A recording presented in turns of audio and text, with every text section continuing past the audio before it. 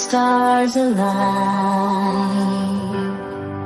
Kelly Coffee takes you on a ride divine.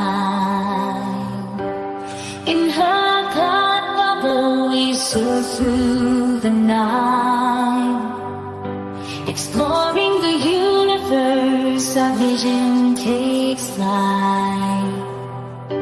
The symphony of galaxies fills the air. Come with me, let's ride on the cosmic breeze. With Kelly Coffee we'll journey through galaxies. In her God bubble we'll explore the unknown. A grand adventure like no other we've known.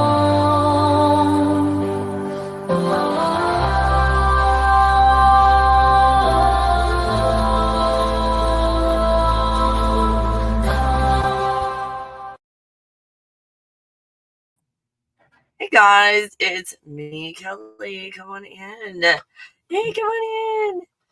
Come on, sit down. Okay, you know who over there? Chewing on her bone. Make sure she's comfortable. You're right. You okay? Girl. Okay. There we go. How you guys doing? Oh my gosh, Jamie. Make sure everything's working. Can you guys hear me? How you guys doing? Oh, wow. Lots of Schumann resonance pinata crying. Puffy eyes. So we'll just deal with that when life goes on. You guys. Random thought. In this fake alien invasion that's happening, did you not think that there would be a disruption in the oceans?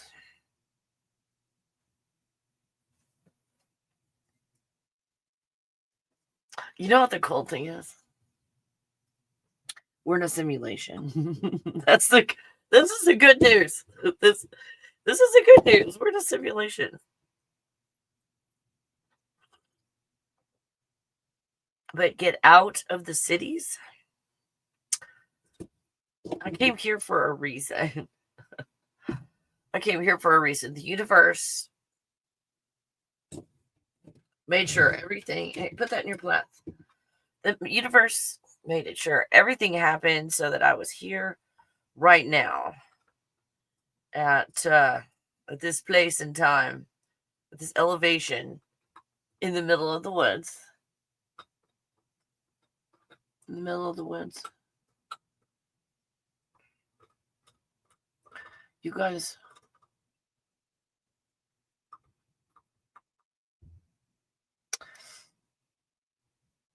Here's another cool thing. If you were meant to stay, like what happened to my friend, I was terrified for my friend. And I see the future. I was still terrified for my friend. I knew she'd be okay.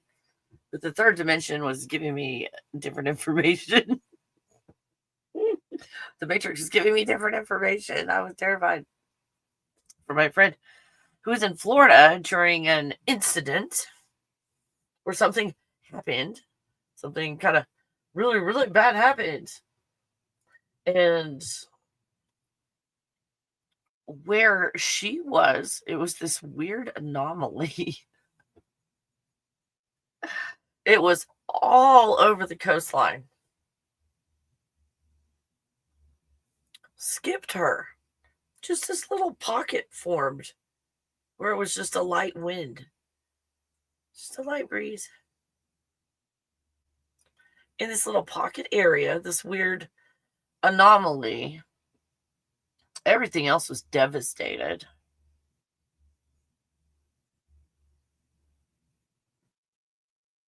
And that little pocket where my friend was not touched. Now, I'm not saying chance it. Mama Kelly in the Matrix says, be careful. Don't do dumb shit.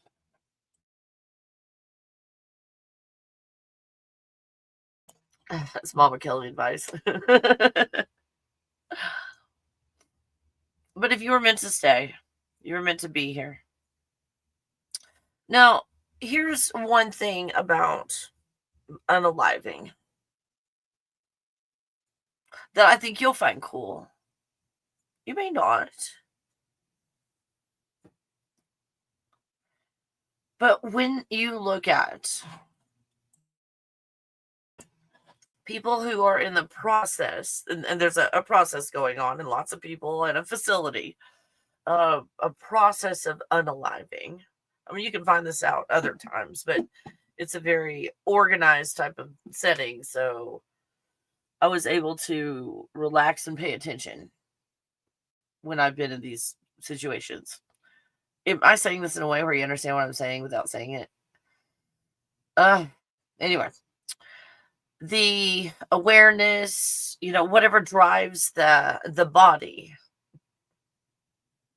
leaves the body before the body stops breathing. Does that make sense? While there's still signs down there with the body, you go away. So it might take minutes or hours for the body to finish whatever's going on. But you're already gone. You're not there anymore. That's just kind of like the leftover story for the people that are there. That's for their story. But you're spared all of that. Does that make sense? And if you do ever observe it, you observe it from outside, looking down upon it. No pain, in other words. Are you, some of you guys, like, concerned about pain and unaliving potentially? Is that a thing for some of you? Like, that looks like it would hurt. I don't know about that. It looks like it hurt. That's the drama that's left over to finish the plot line. Does that make sense? And do you feel better knowing that you leave the body long before all the drama is over with for the humans that are left?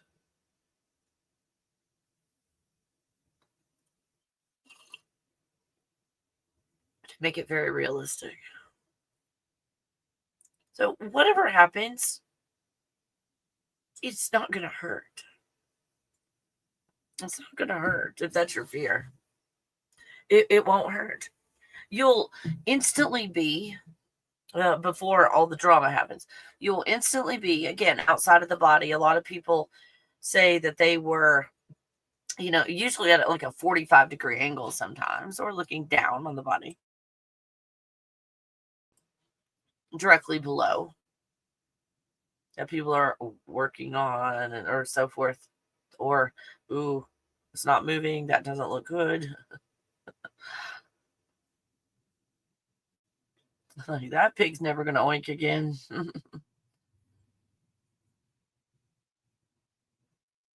And then, yes, Nicole, I understand. I was feeling that this morning. Does that help to know that you will be observing it? But when you get into that place, you understand you're viewing a video game when you're there. So you pop out, you're observing, like, oh, this is all a video game, and that's the body that I was in down there, but that's not me. Wow, they're still operating on the body. Or some scenario like that, whatever the scenario is. So, isn't that cool to know? That's not going to hurt. Whatever happens, it's not going to hurt. And you will observe it. I mean, you can go like, oh, I don't want to see that, and turn around. You can still do that. But you're going to be in the place where you observe it, and you're observing a video game, so you don't mind watching it. So now it's like, oh, that's the video game I was playing. I took that so seriously. I mean, this is a serious scene, but this is laughable. Completely laughable. Oh my gosh. I thought that was real. That's really, you guys, you did a good job of the technology. Good job. Good job. I believed every bit of it.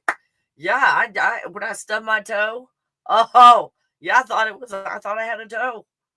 You guys did great.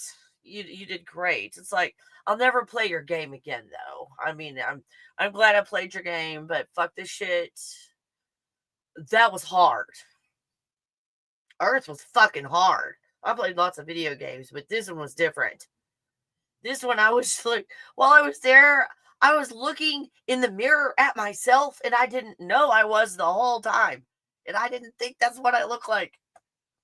Like, where'd all these wrinkles come from? That's not me. Good one, though. Worth every penny. I'm forever changed. Thanks for that. Woo! I'm gonna read the instructions next time. I'm not gonna Gen X go play a video game again. I'm gonna read the plot line of the video game before I do another one. Hi, Gata. Hi, Nicole. Jamie. The one time we talked about moving back to California while visiting. The tide at the beach. I'm sorry, I'm laughing. It's laugh or cry day, and I choose laughing after all the crying I did last night.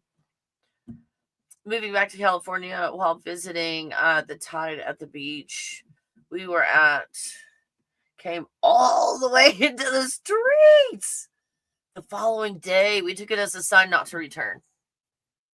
Oh, Nicole. Isn't that cool that you're seeing signs? Like, you're seeing them.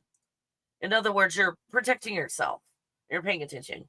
You're protected at all costs, but sometimes you're protected and cold and wet while you're being protected. And sometimes you're like cozy. And if you are wet, you're in the bathtub having like magnesium flakes and Epsom salts and lavender and maybe some sandalwood and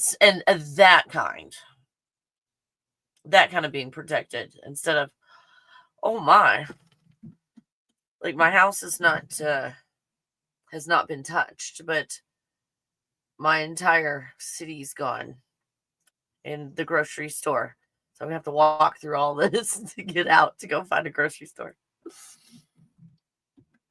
So you're listening now, Nicole. That's awesome. Because you will protect yourself at all costs. The cool thing about you, whoever's watching, is you create your reality. It doesn't exist without you. So you can't be unalived in your own reality. Does that make sense? Because you created everything in it. You can leave the reality. You can leave it, but you cannot be unalived in the reality that you created. And also, like a video game where there's characters in the video game.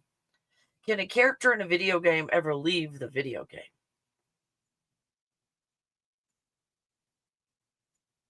No. That character can never get out of the video game. But you can remember that you're not the character, and you can learn something from a character in a video game and playing that role. You can learn a lot. But you're still not that character, identifying with the character. See, we start to identify with these things.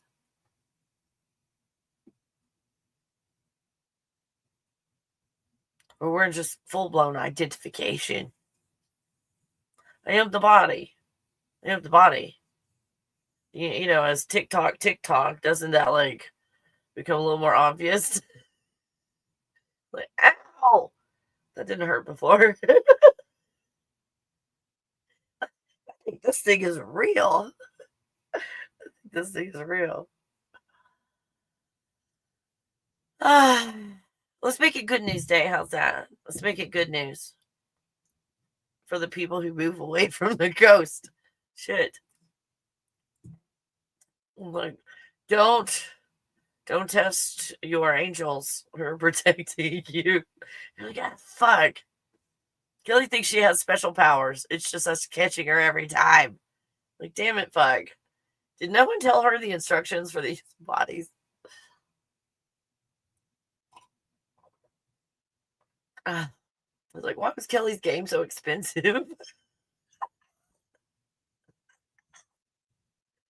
It was like everybody else had just the average factory settings. Kelly got the deluxe package. Yeah, she wanted the one where every family member was shitty. Yeah, she got that pack. That was expensive. Ooh, that's a lot of leadership training right there. To learn to love yourself and to do things yourself and seeing who you are in this game. And truly, Gen X, relying on yourself. Trying to be put into a position to figure it out yourself. Wow. That's training right there. That's training right there. Because we were like, I don't understand how this works.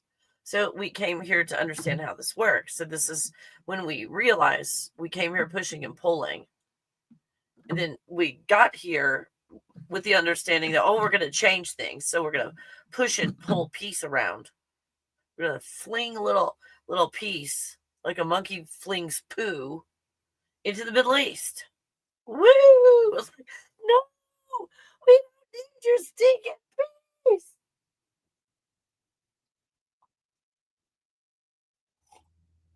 So we came here going, we're going to fix everything. How's that working for you? I'm probably just talking about myself today. And then it's like in trying to fix things, I pretty much screwed everything up. Because we're pushing and pulling in the matrix. And you get deeper and deeper into the matrix. And the matrix right now, when you look at it from one angle, one perspective, it's a bunch of fractals. Like a prism. And think about a prism.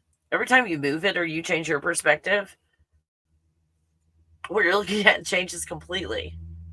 Think if you were inside of a prism. How in the world are you going to get out of a prism? Because every time you turn around, you see something different. It changes. You don't just see a hallway. You change your angle, you change perspective, you change everything in your world when you're in a prism. A prison. What perspective are you looking at in your prison? Now, how can I find my way out of my prison? Can't. But we can let go. And when we let go, we go, oh my gosh, I'm surrounded by a prism. Oh my gosh, let me let go of this body that's in this prism. That's what's creating this body. Again, it's just one of the dimensions, you guys. The prism thing is one dimension is how it's displayed. It looks different in the other dimensions. But this one, as I'm explaining it, maybe the visual will help you with the concept. Because the concept is expressed in every dimension. This one's just pretty to look at. So when you let go of the prism, the prison, and all the perspectives, and all the drama around the perspectives, there's only one perspective, and it is mine, and it is correct, and everybody else is wrong. Now, and everybody has to agree to my perspective. In a prism, where everybody has a different perspective in the prism, but they have to agree with you. That's what we're letting go of. Until we let go of the bodies, and we're in an observation type place, about roughly 45-degree angle up and behind, looking down, and going, oh my gosh, there's Avatar Kelly in that prism. And every time she looks around that character, she sees something different. And she's trying to find her way out. Understanding that she created the prism. She's in the center of something she created. She'll never get out of the prism because she made it. She's not walking around in a prism. She's creating her reality around her and trying to get to the edge of her reality. Well, she's creating it from the center. That's so cute. And I'm so intelligent for doing that. Go me. Higher self. Appreciation Day. Perspective. Now we're not changing perspectives in a prism. Changing perspectives. Then to look at the video game and see the character in a prison. In a prison. Oh my gosh, my eyes are so swollen today, Nicole. I'm grateful for you, Mindy. Aw. So yeah, highly emotional, self-critical, feeling better today though. I processed a lot of stuff. There was a unexpected and an unalivement of a person, and there just lots of processing, just lots of processing of feelings, emotions. It's like last night, it was kind of unintentional. I thought of this movie, and then I realized, oh my gosh, with this certain person, this movie had a significance. This certain movie had a significance with this person. Something years ago, like right after the movie came out, and there was some significance to it. And I was watching the movie. I thought it was okay, and then the songs came on, and you know what happens with the songs. And at the time, again, the significance of the movie and the songs in the movie, singing the songs and processing my very, very big feelings at the time through music, and the music that was in that movie. About 3 songs in particular. There's lots of songs in the movie, but 3 in particular that were significant. And the song would come on, and it was just like, the from the soul kind of just bawling, just ugly cry kind of stuff yesterday. And to the point where I texted their former phone number and just said goodbye.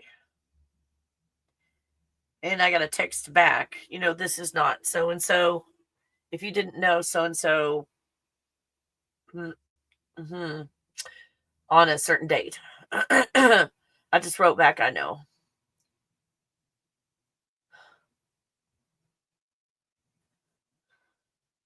I think I know who it was, but it doesn't matter. I don't care. And I thought, and I looked at that goodbye and everything. I thought, as my new friends, my now friends, and people start calling and texting and all of that, this text will just continue to go down, down, down, down, down, down, down until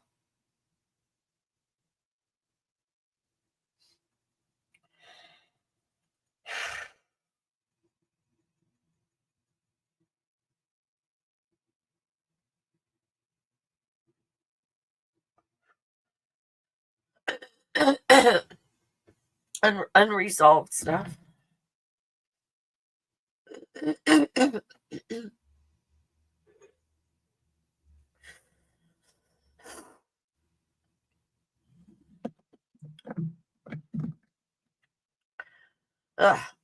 When someone's in your life 25 years, it's just a lot to process. When there's so many major things in your life that you go through while they're there as a part of your life, and all.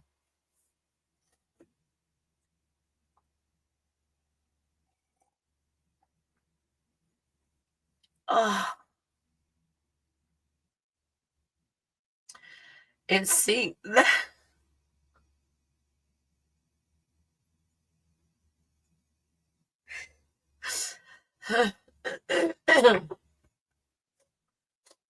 This person was into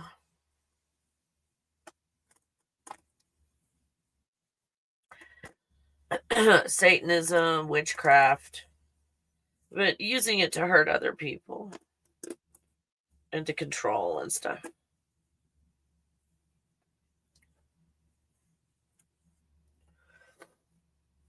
Not like you witchy friends out there who do your little, oh, help the planet spells and stuff. That's not what he was doing with that.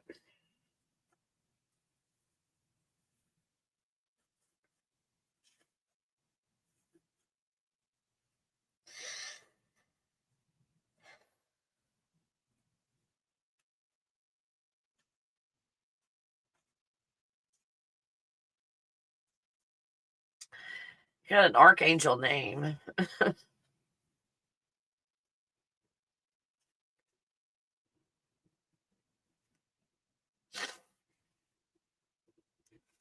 I find the angels that are in our lives, like angels that come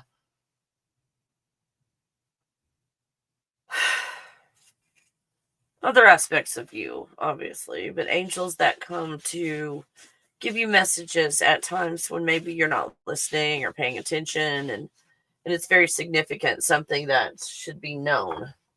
And they all come just about in the same way. There's a criteria I see for angels.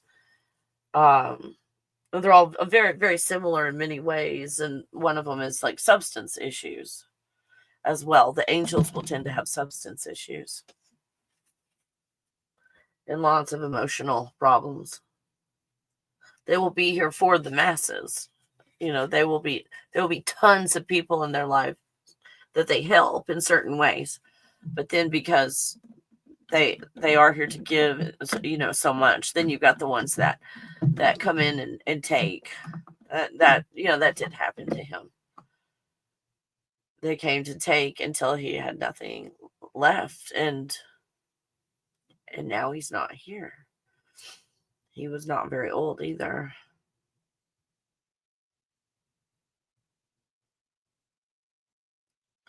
Oh my gosh. So looking at if we would just want to reference Schumann resonance for a reference point to what we're talking about, all the white light, you know, the superhero energies coming in. So what I'm seeing, I'm sorry, it's just I've seen it the whole time. It's just very sad. And there's information. I don't know how to tell you the information without the sad stuff. Okay. So one of the things, those that have been powerful in all of this, in here particular Satanism and witchcraft and stuff, and hurting people and going out and doing things, and in a very powerful position to actually cause um,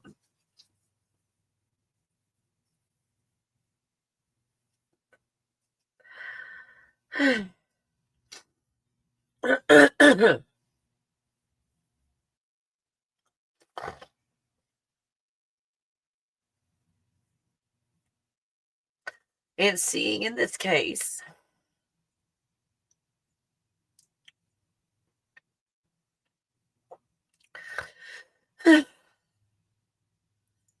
someone who was so into the power, and someone who was able to control demons, command demons.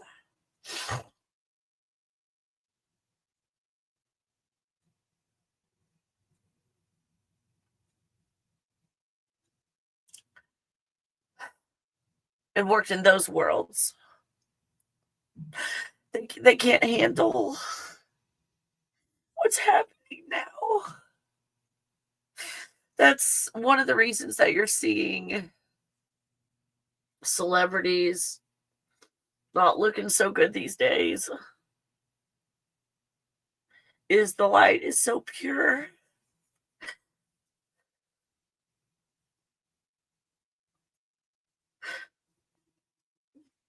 Those of you that have an awakening is just seeing more of the matrix, but having this awakening and more of the awareness, with more of the awareness, is that white light, and it's piercing. If you want to think of the vampires, they can't go into the light. They can't stand our light.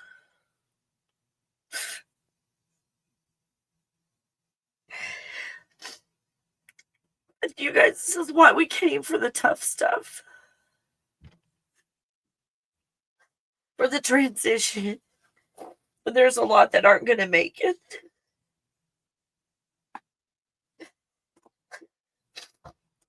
It just Avatar Kelly drama. Ugh.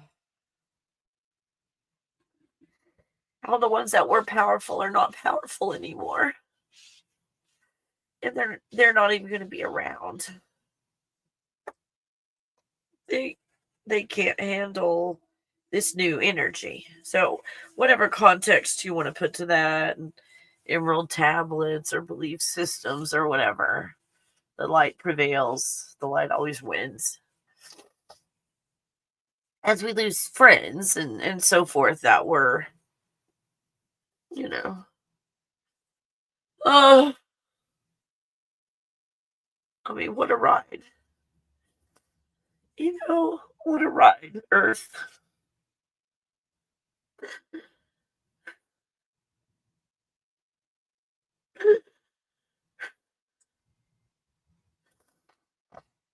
uh,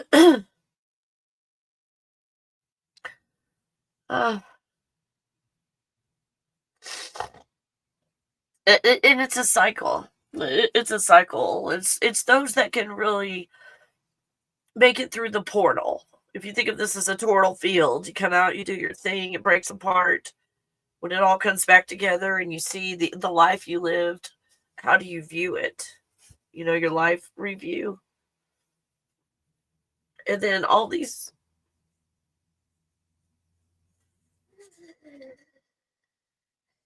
characters in the video game are going to be eliminated. Oh, sorry, just Gen X, not knowing how to feel emotions, not knowing how to explain what's going on. Because when I feel them, I don't know what to call them. But processing and healing, how's that? Oh my gosh. So what were you saying about being emotional, Nicole? I thought I chose laughing. Today I said I could choose laughing or crying. I choose laughing. And then I was like, fuck that shit.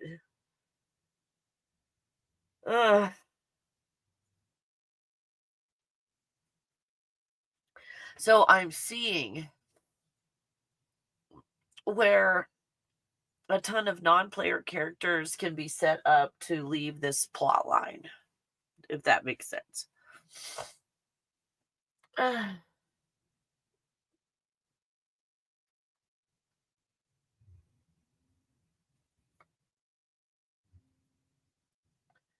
So places like California, if you want to think of Hollywood, not necessarily all these movie studios where the actors are and they put out films and we watch the films and then we get programmed from the films. That's as above, so below. But literal, a type of prison, a grid system, if you will, or a dome. Again, from different angles, it looks different. Of a prison system that has been like the movie They Live, where they put on the glasses and they could see. They were trying to find the towers or whatever it was that they knocked over or blew up. That was this grid or where everybody could not see them, and now everybody can see the aliens. Now everybody can see the aliens because they broke the equipment. That's California in general. In California, why is it so different from everything else? Why does everything always start in California and then go across the United States? Growing up in a small town, what I would see that when I was younger. It's instantaneous today, so this is hard for some to fathom unless you lived through it. Being in Texas in a really, really small town, by the time the popular songs were being played on the radios in California and all. That's where all the songs started. And then they would go across to the radio stations. This is kind of a physical thing, really. So the physical tapes and everything, not digital, went across the United States, and it started to catch on through the the major radio stations, and then it trickled down because you couldn't afford all the tapes and all.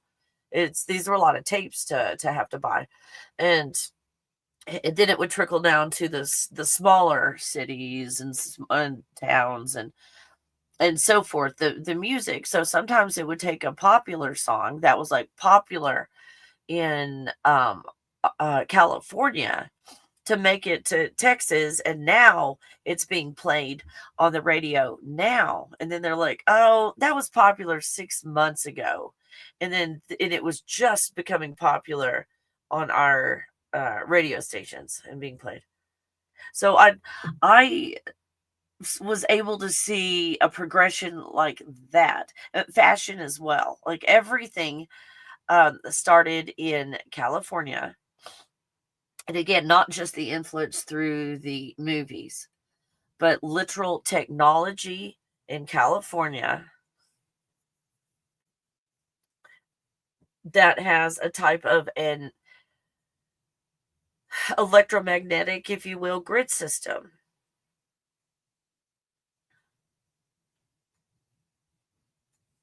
So when California, well, it's going to appear to slide off into the ocean, but that's the head of the snake, so to speak. That's what drives everything. So when California is destroyed,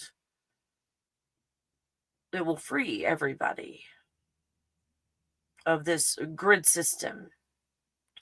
And if you think of as above, so below, you find the same concept in every dimension. In other dimensions, it doesn't look like California.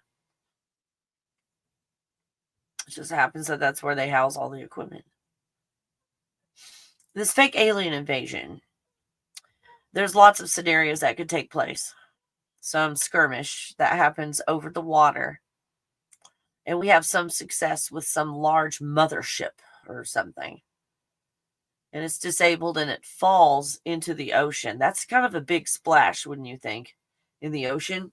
If that was a scenario, did anybody living by a coast think about this? Oh, it's a fake alien invasion. Yeah, but someone's going to be splashed in the bathtub. There might be a little splashy in the bathtub.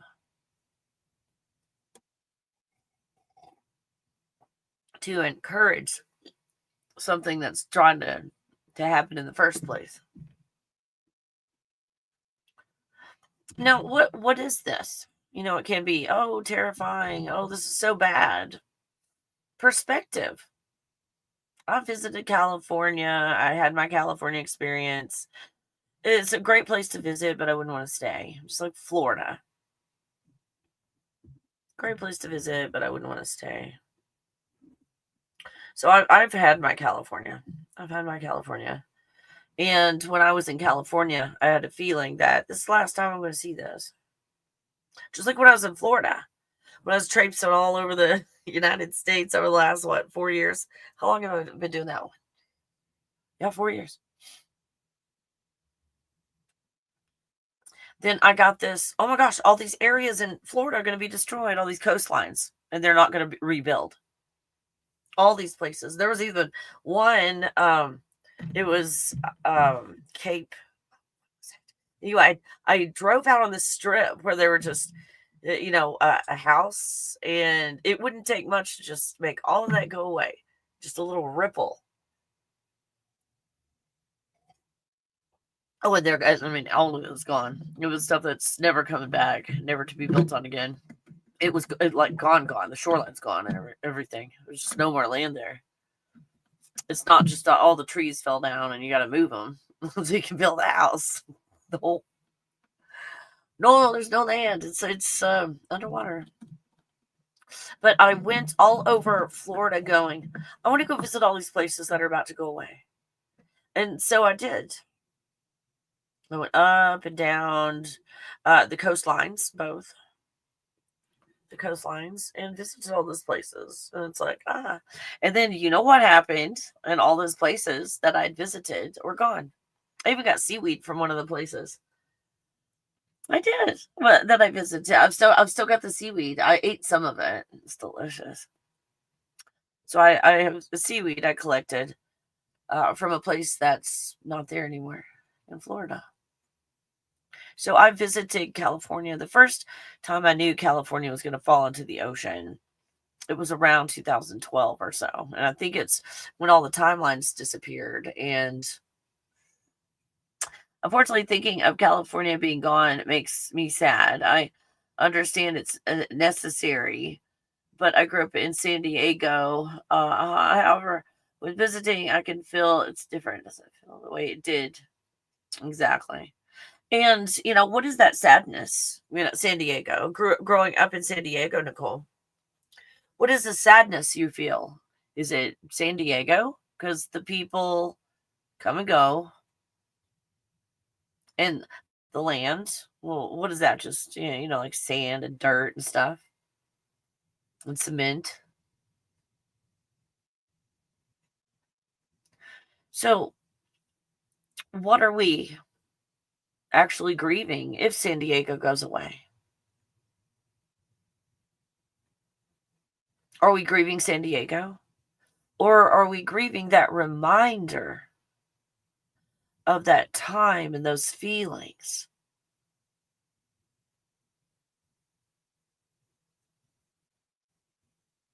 What is that?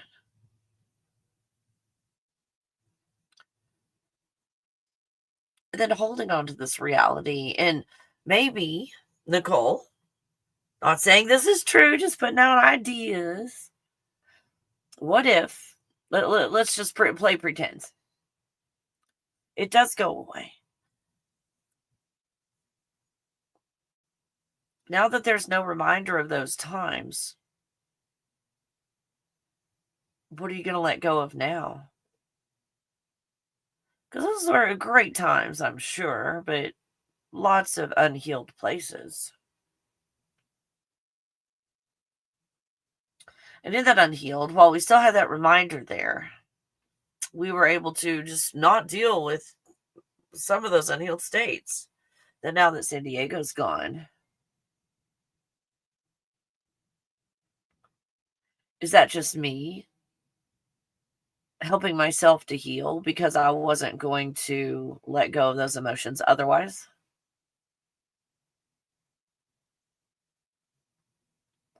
What is this, all of this destruction? Destruction of this false reality. What are we grieving? Familiarity?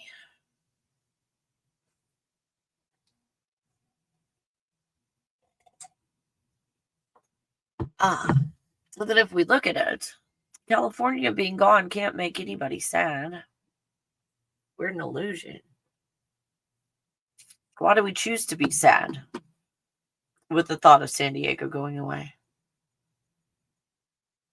See how it opens up to the real unhealed emotions when we ask it that way?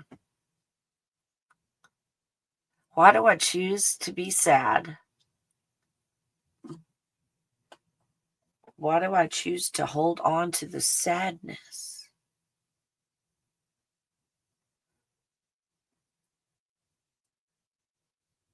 What is it I'm really holding on to? And you don't have to answer these, Nicole. These are all rhetorical questions, like for everybody. Understand it's necessary. Well, by making that statement, you don't understand it's necessary. If you understood it was necessary, you would have already done stuff in your life. It's like this is necessary, kind of like a punishment. What program might be, again, Nicole, you don't have to answer. What program might be running?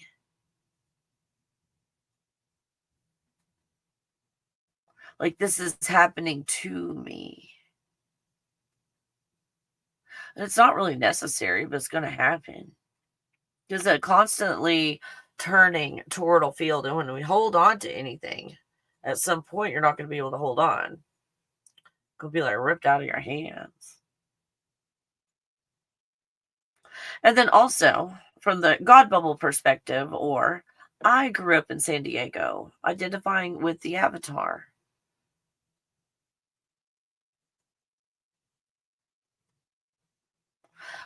However, when visiting, I can feel it is different. So see how now that you visit, what were you truly holding on to? Not San Diego, because it was completely different than what was in your mind. Is this helpful, Nicole? Wow, this is helpful. Doesn't feel the way it did. See how we're holding on to things that don't allow us to live? We'll never have that moment back. We'll never have it back. And why are we trying to go back? What was it back then that we feel like we had that we don't have now? Security.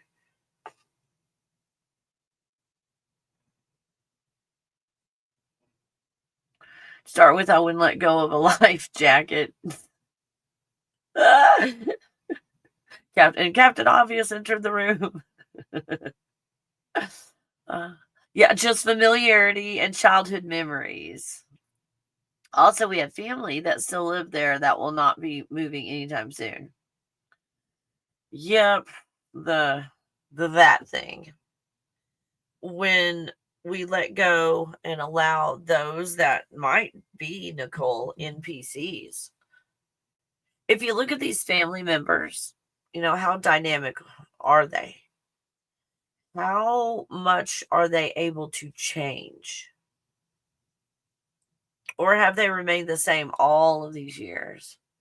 I was so surprised when I, left the family influence and I went out on my own and I did a ton of healing. You know how you kind of assume the rest of the world is like you? So when I was in contact with my family again on some level, I assumed they healed as well. You know where this story's going. I assumed they healed as well. Oh, they did not. They did the same damn things. These people that I thought were real. I think the majority of my family are non-player characters. It's crazy. And the non-player characters are going away. Has anybody seen 1899? It's a TV series on Netflix, isn't it? Hold on. I think it's Netflix. Is 1899 on Netflix? Yes. Okay. So it's a TV series on Netflix. Now don't take it just, too extremely, literal. 1899. But I think it's interesting. It's 1899, like not very long after the reset and people and all of that. And spoiler alert. Every time they went through this tortal field, the ship, they would create all these extra characters. They're popping in my ears. They would create all these extra characters, these non-player characters that was someone's mother and or husband or wife or something. Like, oh my goodness. And then when the plot line played itself out and the game was over, you had a main crew of, you guys, I can't remember how many people it was. It was like 5 to 7 people or something like that. You had all the main characters that got recycled every time. These 5 main characters.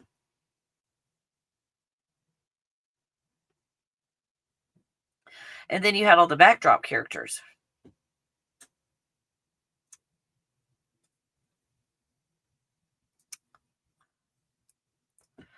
And then when the plot line was over, whatever the situation was, and the characters had not had done their thing, they all lined up almost like zombies, like something else was controlling them. and you could only temporarily keep them from walking to the edge of the ship and continuing to walk. But there's no plank.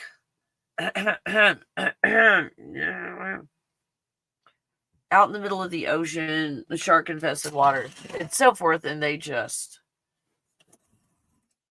walk the non existent plank. Everybody on the whole ship, everybody. So all these people who are just sitting there being sophisticated and dining and or whatever they were doing, or some guy scrubbing the dishes, in the galley, they all stop in a zombie-like way. Go unalive themselves in the situation. And then they go through the torrential field and they find themselves in a sea of ships. And at one point they go to another ship. Like, what's going on in the ship? And they find themselves or a different timeline that already did its thing. And there it is in the sea of timelines. And the ones that are on the ship are still trying to figure it out. All these different lifetimes with the same characters, but then you have the backdrop people. So, where's your point, Kelly? I never have a point, but I used to. At some point in my life, I did have a point. So when you see actual numbers that you've been fed your whole life, and it's true because you can look it up on Google, right? Seeing numbers to where it looks like starting life over on or around, let's say, 1776, thereabouts, up until 1888 or thereabouts, 1885, seems to be when you really had an influx of babies and stuff, or orphan babies or whatever. Like you had okay, let's repopulate, and then from repopulating, from this first push, let's just see what they do. Let have babies and do all of that stuff. Let's do it. Let's do all that and see what happens. So when we were looking at, there's a certain number of people in the world, and then those people have people like my grandparents' age, they were having 9 babies, 12 babies, 15. So the population was going up, but immediately after that was it looks like the repopulation. That's what it looks like to me, is the Little House on the Prairie. They came in and just made all these people. And then after that, it appeared that it was like, here's all these people. And then now here's a huge decline. And then a constant decline until they're not here anymore. So when you look at actual numbers of how many babies it takes to just keep the same number of people, a woman would have to have, in a regular lifetime of 80 years, 5 to 6 children to just keep the same number of people on the planet. And when you have China with a one-child policy and so forth,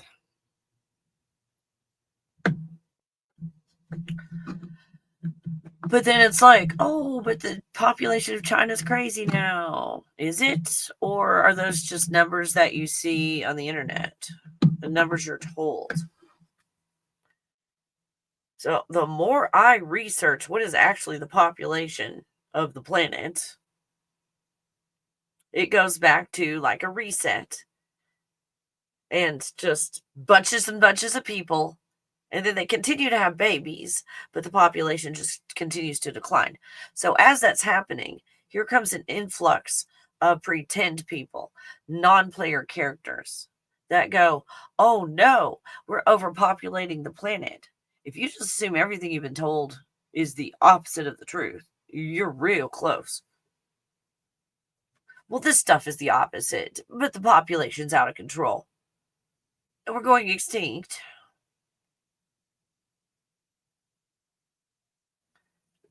Like it's soon to be down to like not very many people at all. Some people are calculating that there's only 500 million people on Earth, whatever they're calculating is Earth, not 8 billion, but 500 million. I see different numbers. I see different numbers.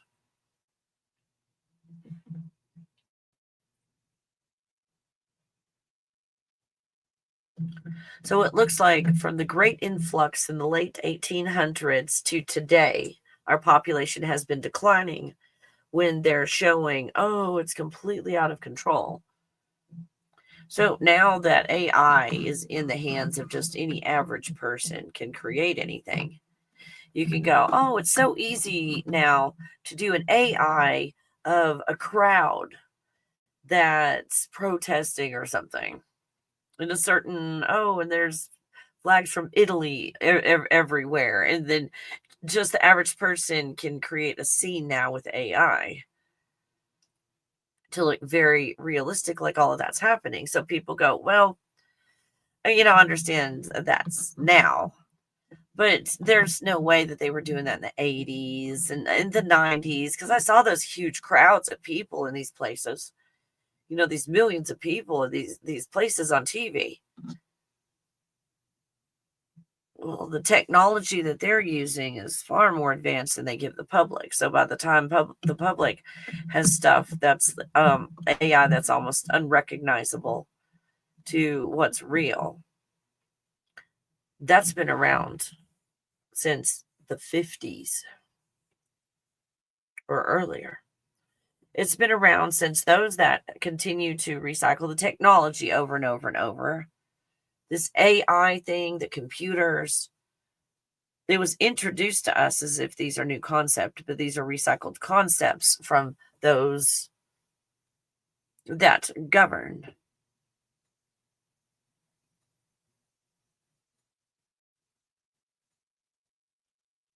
So see how this logic, like, oh, no one is cloned because, it wasn't very long ago with like Dolly the sheep.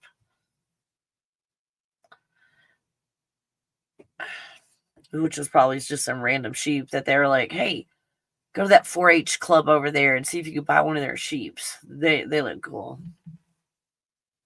And it wasn't really a cloned sheep.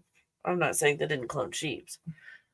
I'm saying, how did they make humans in the first place with this technology? This is not new technology. It's just being introduced to us as, oh, there's this thing called cloning. Through parthenogenesis, women clone themselves naturally in the wild, eating berries off the trees.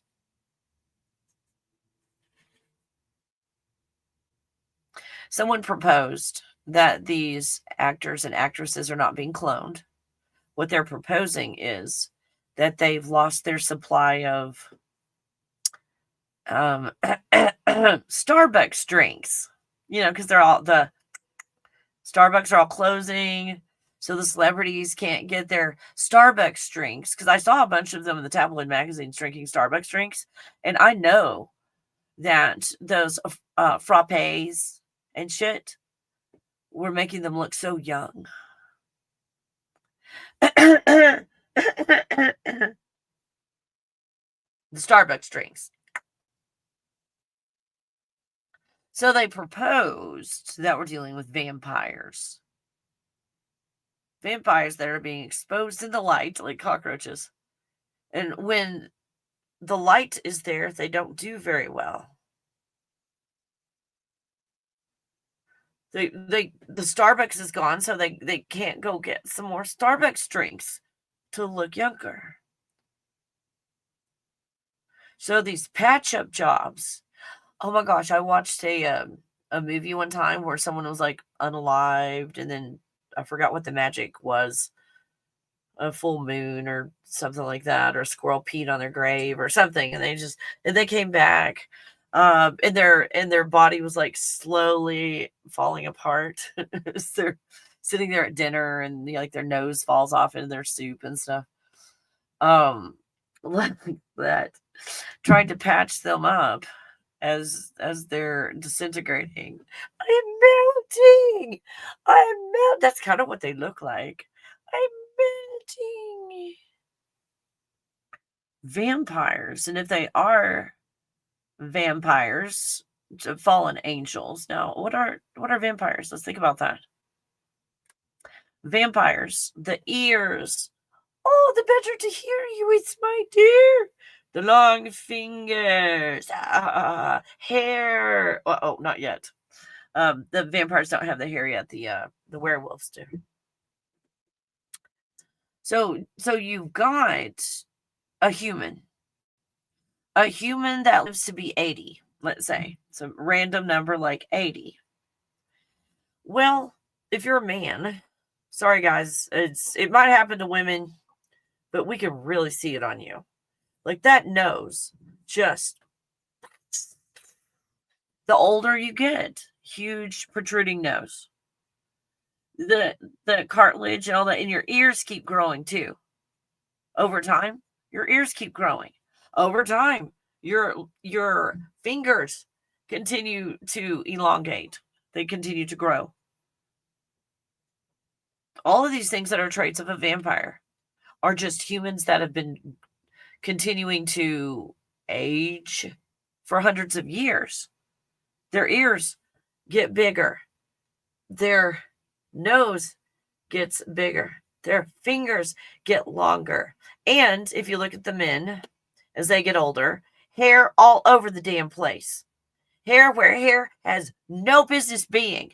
What's a fucking werewolf? Is just a human that has gone through the vampire stage and it is now covered in hair. It probably all started in the ears and the eyebrows, and just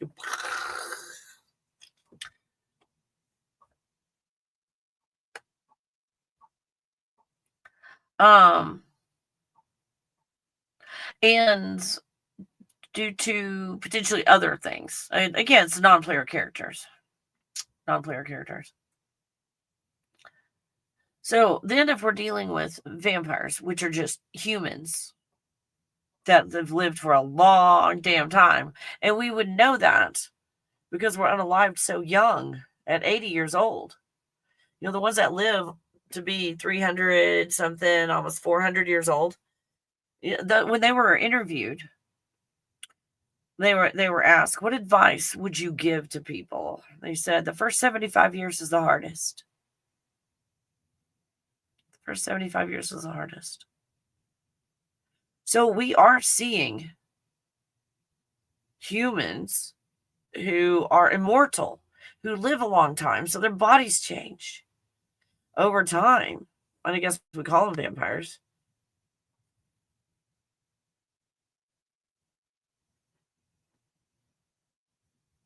Hi, Annika. Hi, Northern Star.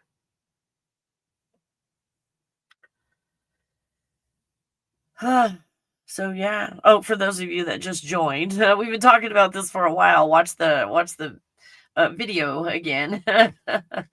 Starbucks. That was a code word, Nicole. That was a code word. So yeah, get out of California. The California, like the head of the serpent, where the technology has been programming a lot of us. The type of they live type technology where you can't see the reptilians and so forth. Once California's gone, you're going to see things. There is a lot that's coinciding with this fake alien invasion, which, understanding that a fake alien invasion can end up in the middle of the ocean, and whether it is truly a mothership that gets shot out of the sky or just energy weapons, there is a disruption to the oceans, which is going to take out what all of the coastlines of all of the planet up to about 50 miles. About 50 miles. So, and some place like, get the fuck out of Florida. Get out of Florida, but California is critical. And California is in a position to where if there is any fake alien invasion that does happen, in a disruption over the oceans of anything over the oceans, any kind of disruption. My advice: do what you want, because if you're going to stay around, you're going to be protected no matter where you are. But just in general, get out of the big cities, get out to small communities, and as far away from big cities as you can. Higher elevation, the better, and don't move out of fear. Again, if you are going to stay here, you could be in the middle of California, and your house starts to float, and you are on top of your house, and you're the only one left, but you're floating on top of your house, and it just magically is floating, and then it floats in, and you find this awesome coastline, and your house like gently and all in one piece is on the beach. And then it's like, oh my gosh, not only am I on land, but I have a house. Oh, this couldn't be any better. But if you don't want to float on the ocean, on a house that you can't figure out how it's floating, you deal with that. Because, when you get on the coast, you don't know who your neighbors are going to be. They might be crabby, Oh, that was terrible. That was terrible.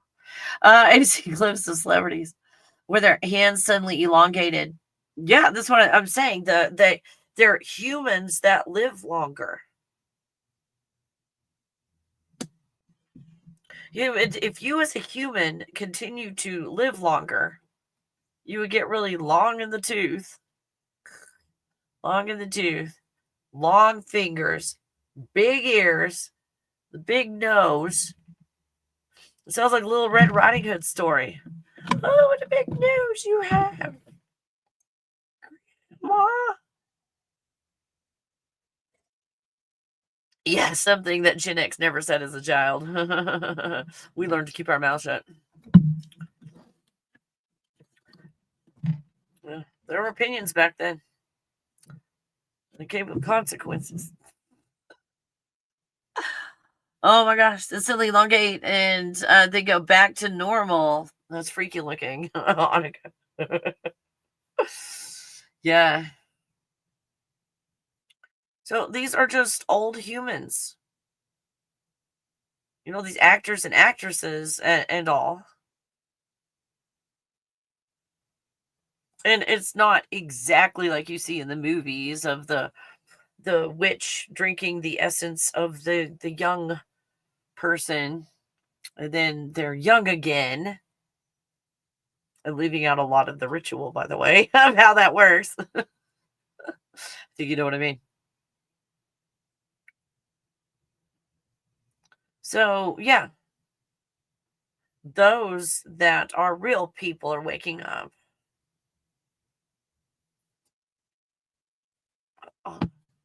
Oh, you guys, I forgot to do something. I'm so sorry. I completely forgot to do something that would make things go so much faster.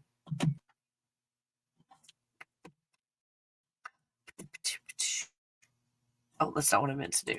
Hold on. What am I doing? I don't know.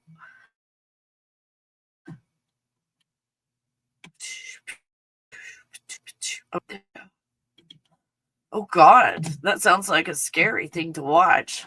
I'm on Kelly's channel and like, final warning, get off California and move 50 plus miles. That scared me. That title scared me. Maybe I shouldn't have that title on there. That's a scary title, you guys. Well, I guess for the people living there, it would be scary. But for everybody else, it's like, finally, we're going to be free. It's going to take a minute.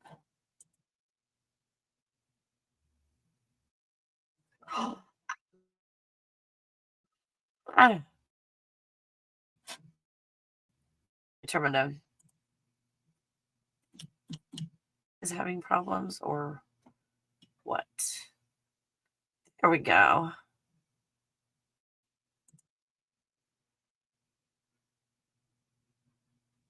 Crap. Oh, good. I have for entertainment purposes only. I don't want anybody in trouble. Oh, here we go.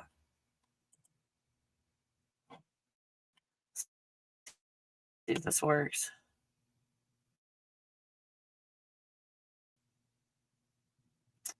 You guys, I got carried today.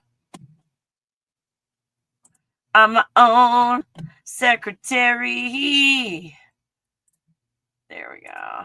Sorry about that. I had a bot, but I wanted to confirm it was a bot before I got rid of him. So now I can just quickly go over there and see if it's a bot and then go back. So thanks, you guys. Yeah, we must be talking about something. Was that the only bot on here? And that's why if I know it's you, there was a time when there were a lot of bots and I wasn't sure what was you guys and what was a bot. And I had you email me to see, because some of you, I know your emails and I've already got your emails, so I know it's you. But some of you were, it was like, hey, what do you know about me that a bot would not know? And they whipped out some, closet kind of thing. Oh, for the closet days, Kelly, XYZ. And then you had that cute skirt, that pink skirt, the blah, blah, blah. Anyway. So it's like, okay, make sure it's you guys and not a bot. And then as this goes on, I'm just making all of you moderators, if that's okay with you. And then just dealing with moderators in the comment section. Just to make it easier so that a bunch of bots don't come in there and I don't know who's who and they start copying you guys. So like Ken, if they copy you, they're not going to be in blue. They're not going to be a moderator. So then I know. So that's the best I can come up with what YouTube has to offer right now. That's the best I can do. Anyway, hi Jennifer, good to see you. Oh, good to see you guys. Good to see you guys. Hey, any of you, and get the fuck out of California. Like, and I was gonna visit. I'm trying to get my friend that just escaped the freaking hurricane and shit and went around her. I mean, I'm happy. I sound mad, but it went the fuck around her. She's so fucking protected. And now she's moving to California and all, but she's past that 50 mile mark. Like she's inland 50 miles, but I don't think that matters though. She's not there yet. She's got like a month. I'm trying to talk her into making a pit stop here. Hey, why don't you come here for a month or so and just get an Airbnb? Because I know there's a really nice one that's really close. I'm like, hey, come hang out for a while, here, and anyway, we'll see what happens. It'll probably be the only place in California. They probably shoot a fake spaceship down over. Yeah, exactly, Ken. Over the water and then send it underwater. That I can't see. Having a family member, like my sister is a nuclear engineer who works for Pantex, and all the places she's been, understanding that nuclear weapons don't exist. I think it's really interesting that all of these places are near super colliders that never got built. Oh, it's a great place to put a super collider, but we never built one there. Really? Did you not? Did you not? Oh, let's see. Let's see, to cause a tidal wave to take out the coast. I think I saw the movie. Yeah, exactly like that. All you have to do is cause some kind of a disturbance in the ocean. It doesn't matter if, this fault line is set for this, that, and the other. You guys, everything's manufactured. We're in a petri dish in an experiment. None of this is real. Oh, yeah. I think that's how. Didn't I make you a moderator or something after that? I know, Jennifer. Like if like in several hundred years, Jennifer, maybe there will be surgeons to do nose jobs, like in the future, if our nose gets bigger. But maybe it'll be all the rage, like big noses. Like everywhere you walk, like people can walk underneath you and keep them out of the rain. And we could probably smell better. will probably smell better, Jennifer. I mean, not smell better, but smell better, which might not be an advantage, depending on your friends. So,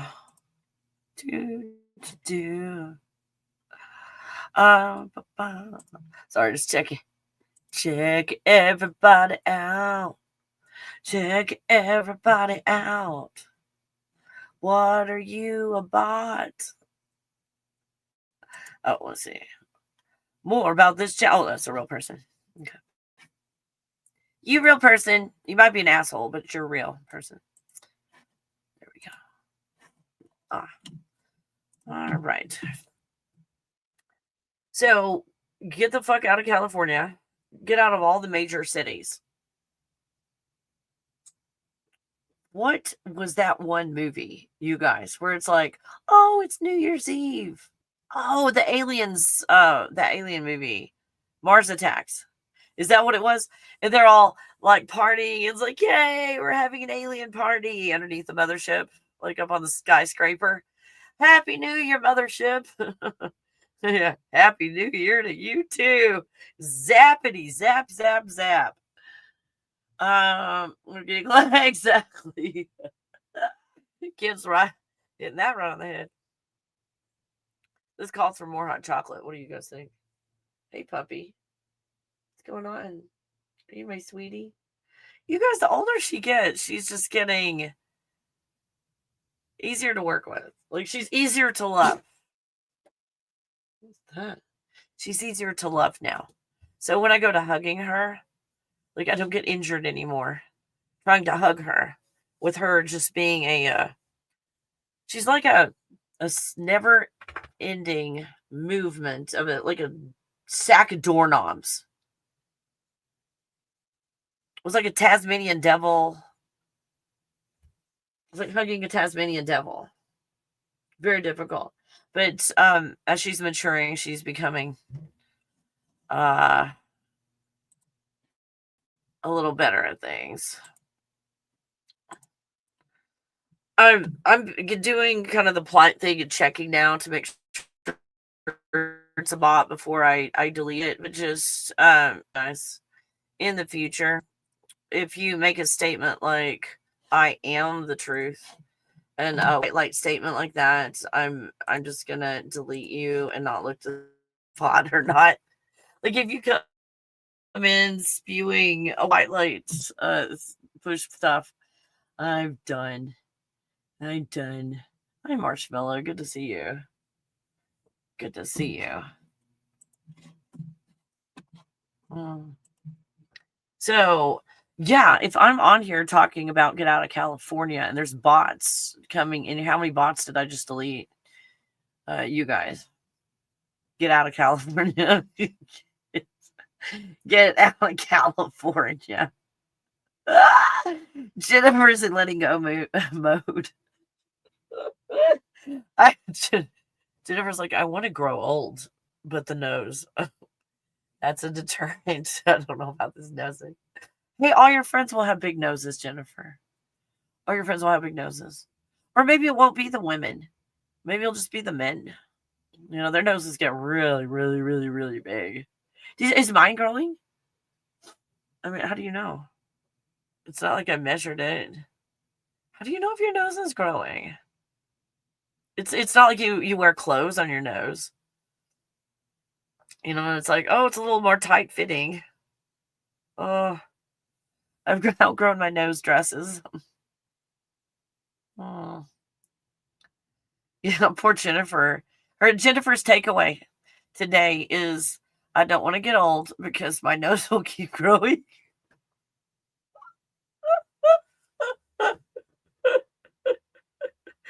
Jennifer's like, I'm not in California, so I might as well worry about something. We've got something to worry about, Kelly. No, not my nose. I didn't know when I came on the full moon and information about my nose. You'll be but you will, Jennifer. You will be the one that knows. It's like, who's the one that knows? It's Jennifer. Jennifer knows. Oh my God, Jennifer, poor thing.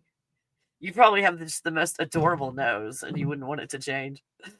Oh my gosh, Jennifer. Oh, holy crap. It's like earlier it was like we have choices. We can laugh or cry. And I choose laughter, and it was right after that I was almost fetal position crying. I don't doze. Monica. It's like California's gonna fall into the ocean. But I didn't know our noses keep getting bigger as we get older. No, not our noses. Screw California. I don't want a big nose.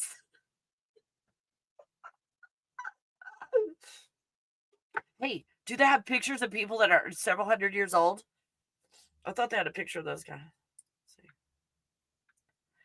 Pictures of people that are over 150 years old. Let's see what we got going on. Let's see there. Oh, Jennifer.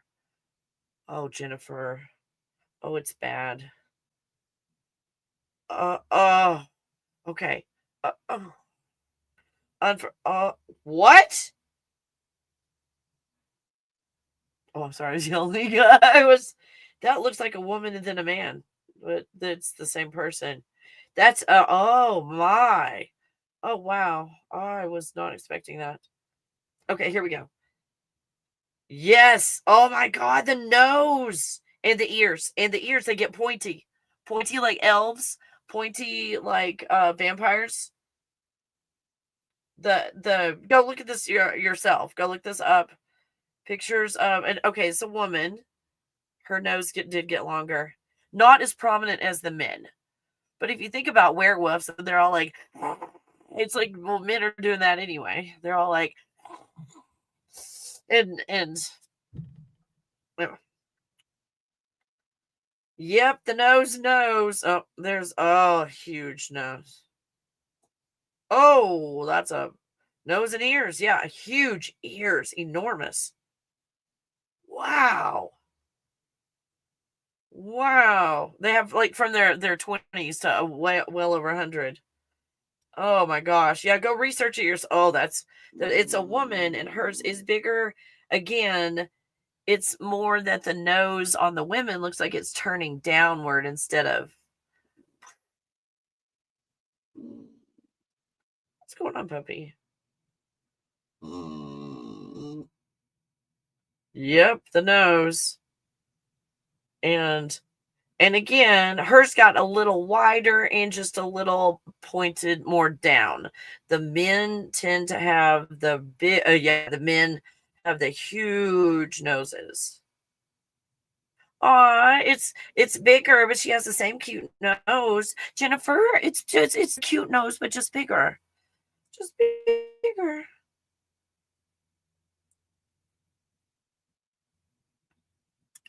Oh my gosh, you guys go research that. That was interesting. And I did see like the big pointed ears, and it was more men than women. Kelly knows shit the average person will never. I don't know if it's an advantage. Maybe only the men turn into very well. I was actually thinking that, Nicole, when I was looking at those pictures. Maybe it's only the men are the werewolves. And because they are different species. Ken, don't turn into a werewolf. Like go get a membership at one of those like taking hair off of you in weird places kind of places if you have any. Don't Ken, don't. I want to be able to be seen with you in public. Like um like after I know you. I guess what caring what I look like after 100 would be odd. Well, when you're this age, you would care. When you look at the it's the Pinocchio syndrome happens if you lie.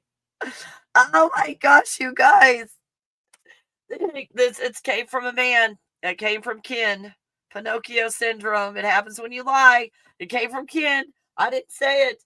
Take a step back from that one. Take a step back from that one.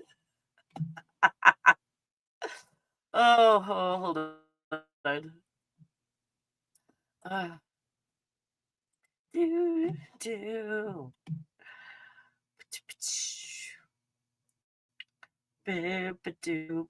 Oh, this person has subscribers.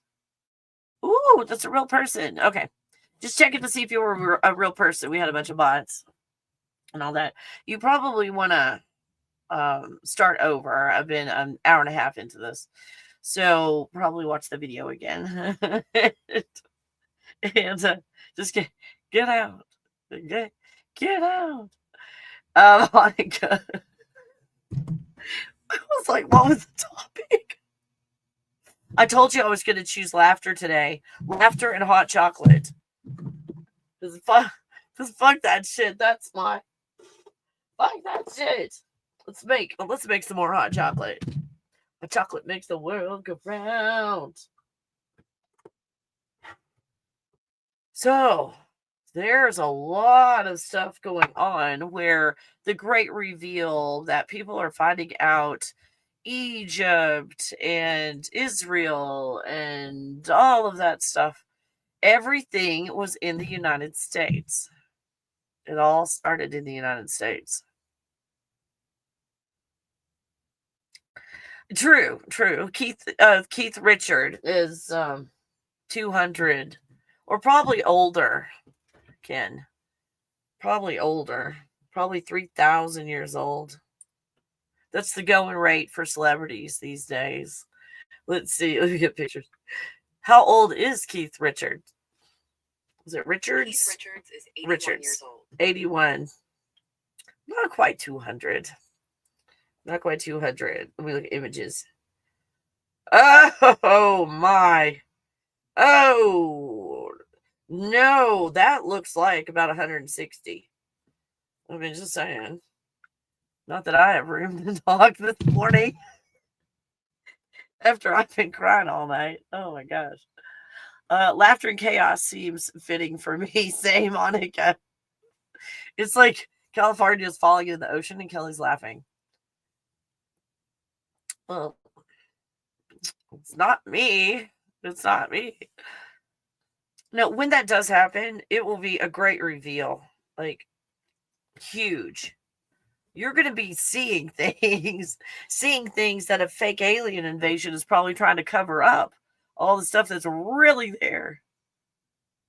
I know. I had to look, Annika. It's not too bad. Like, if you're eating breakfast, it's not the worst thing you could look at. Keith Richards' face. Well, there's some of you who don't and say you did. But, these pictures of Keanu Reeves being ancient. What? How old is Keanu Reeves? 3,000? Keanu Reeves, the vampire. Keanu Reeves. That one guy, Fittest Flat Earther, is that his name? That he puts out lots of revealing stuff. Not saying it's all true and accurate, but man, it just helped to confirm all kinds of stuff. Okay, Keanu Reeves. How old is Keanu Reeves? Keanu Reeves 61. 61 years old. I think it's over 50 years old is considered an antique. So, at least in cars. Wait. That's not who no.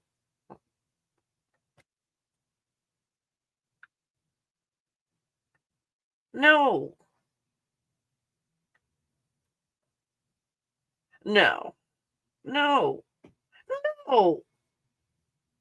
Hold on. He might be one of my favorite vampires. Hold on. I mean, she, or whatever.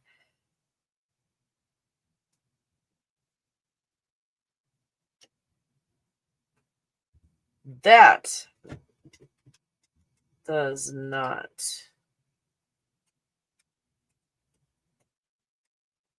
Something's not right.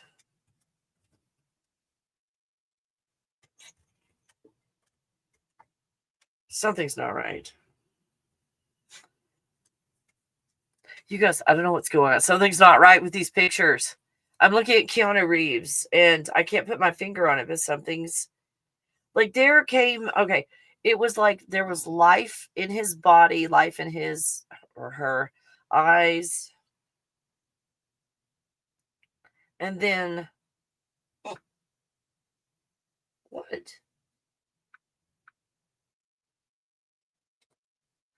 I mean, you can always have a tired day, but like me today.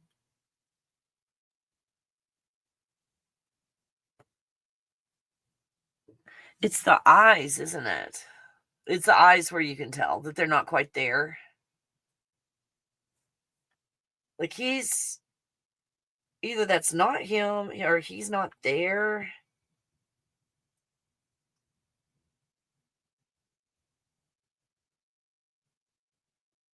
That one too. You guys, I didn't notice that in his eyes. His eyes. Yeah, there's nothing there. Oh, you guys, that's in some of them he does look younger with the nothing there eyes, not just the recent ones. Okay. Recent pictures, Ellen DeGeneres. And notice this is where all the Hollywood people are. And oh. Okay, now this is a little wrinkly. We got some makeup on, so but the eyes. Like there's something, it might be evil, but there's something behind those eyes. But then wait, let me go back. And again, you can always have a tired day. But I don't usually put tired day stuff out in the public.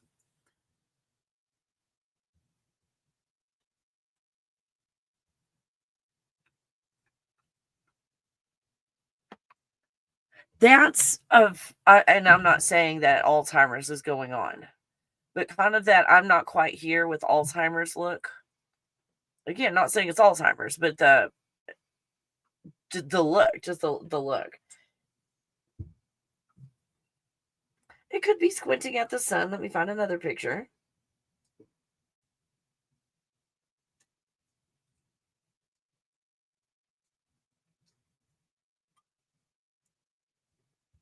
Oops. There.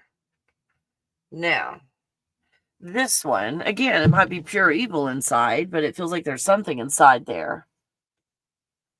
And we've got some wrinkling around the eyes.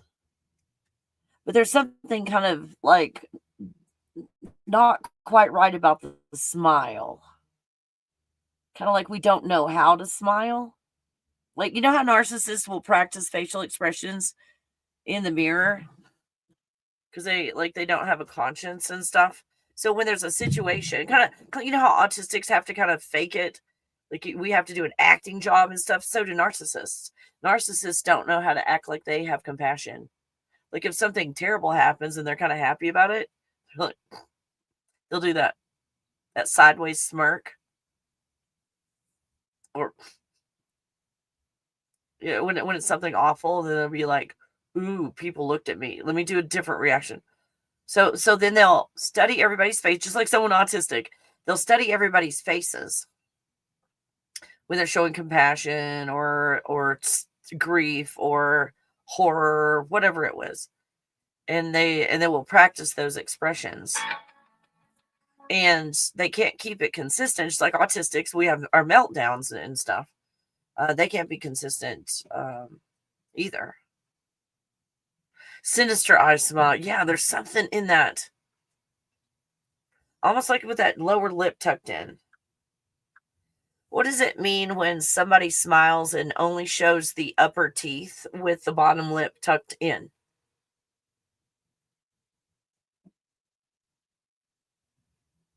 A forced, polite, or reserved emotion, not necessarily genuine happiness.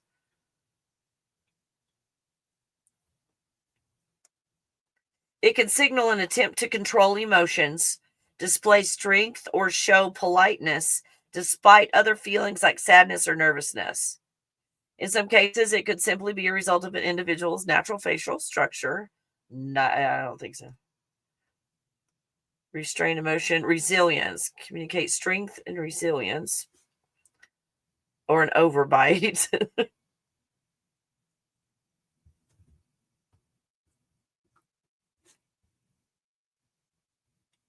Okay. Well, that's what Google said about the smile. Does that make sense?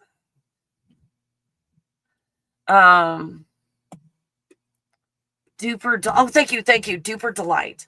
I've heard that word recently. Thanks for sharing that. I heard that word recently. Duper delight. Duping delight is a thrill or satisfaction some people feel when they successfully deceive or manipulate others. Oh, God, that one hit. Oh, that one hit in the chest. Oh, that one. I thought that they were taking pleasure in me just being so upset, and they were. Oh, I was kind of sick to my stomach about that.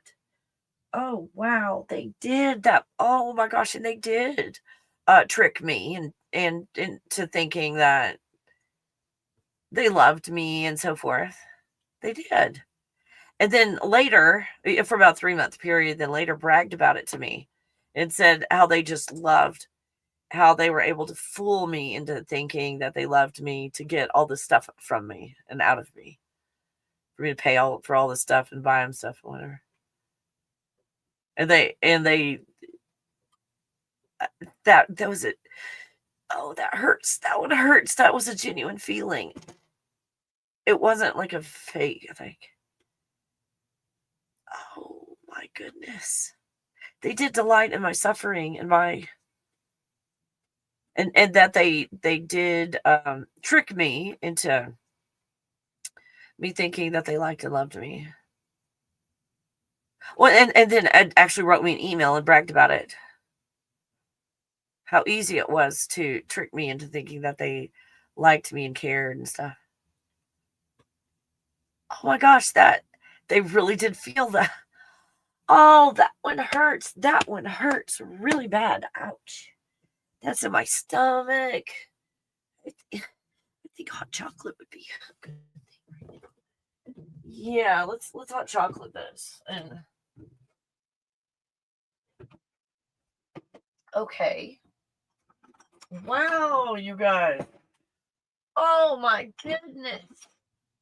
Oh my goodness. I remember my neighbor one time with an unalivement in the family, and things were, given to certain people in the family. And then there were arguments about who's, wants this and that, who gets the house or whatever. And I deal with parents and lots of siblings and so forth. And so there was a will and everything was very clear as to how it's divided up and all that. But one person that had been living in the house felt like they should have the house or whatever and not divide things up the way it was divided. And anyway, they took and got several family members together, this one person, and took her to court and sued her for the property and everything. And when it got to a certain place where she was like, I'm just going to give you the property because the property's not worth it.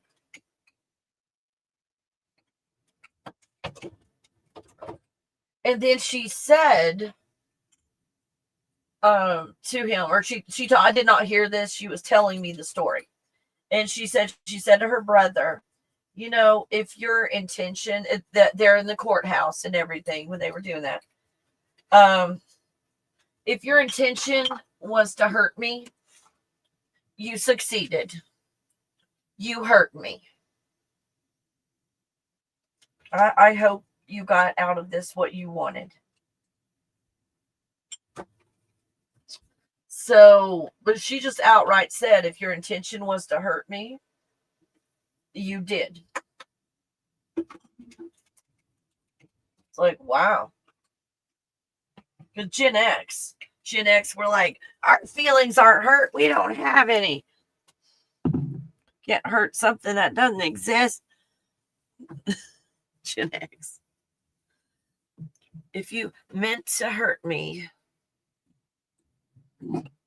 you succeeded. Wow. I learned a lot from my neighbor. She was probably 15, 20 years older than myself, but I learned so much from her. Relationship wise. And she had a ton of broken relationships in her lifetime. It was the people with the best advice, isn't it? So why should I take advice from you? Your life's screwed up. I'll take advice from someone whose life's going well. I'm like, someone who's screwed up knows to look for. So you don't repeat that.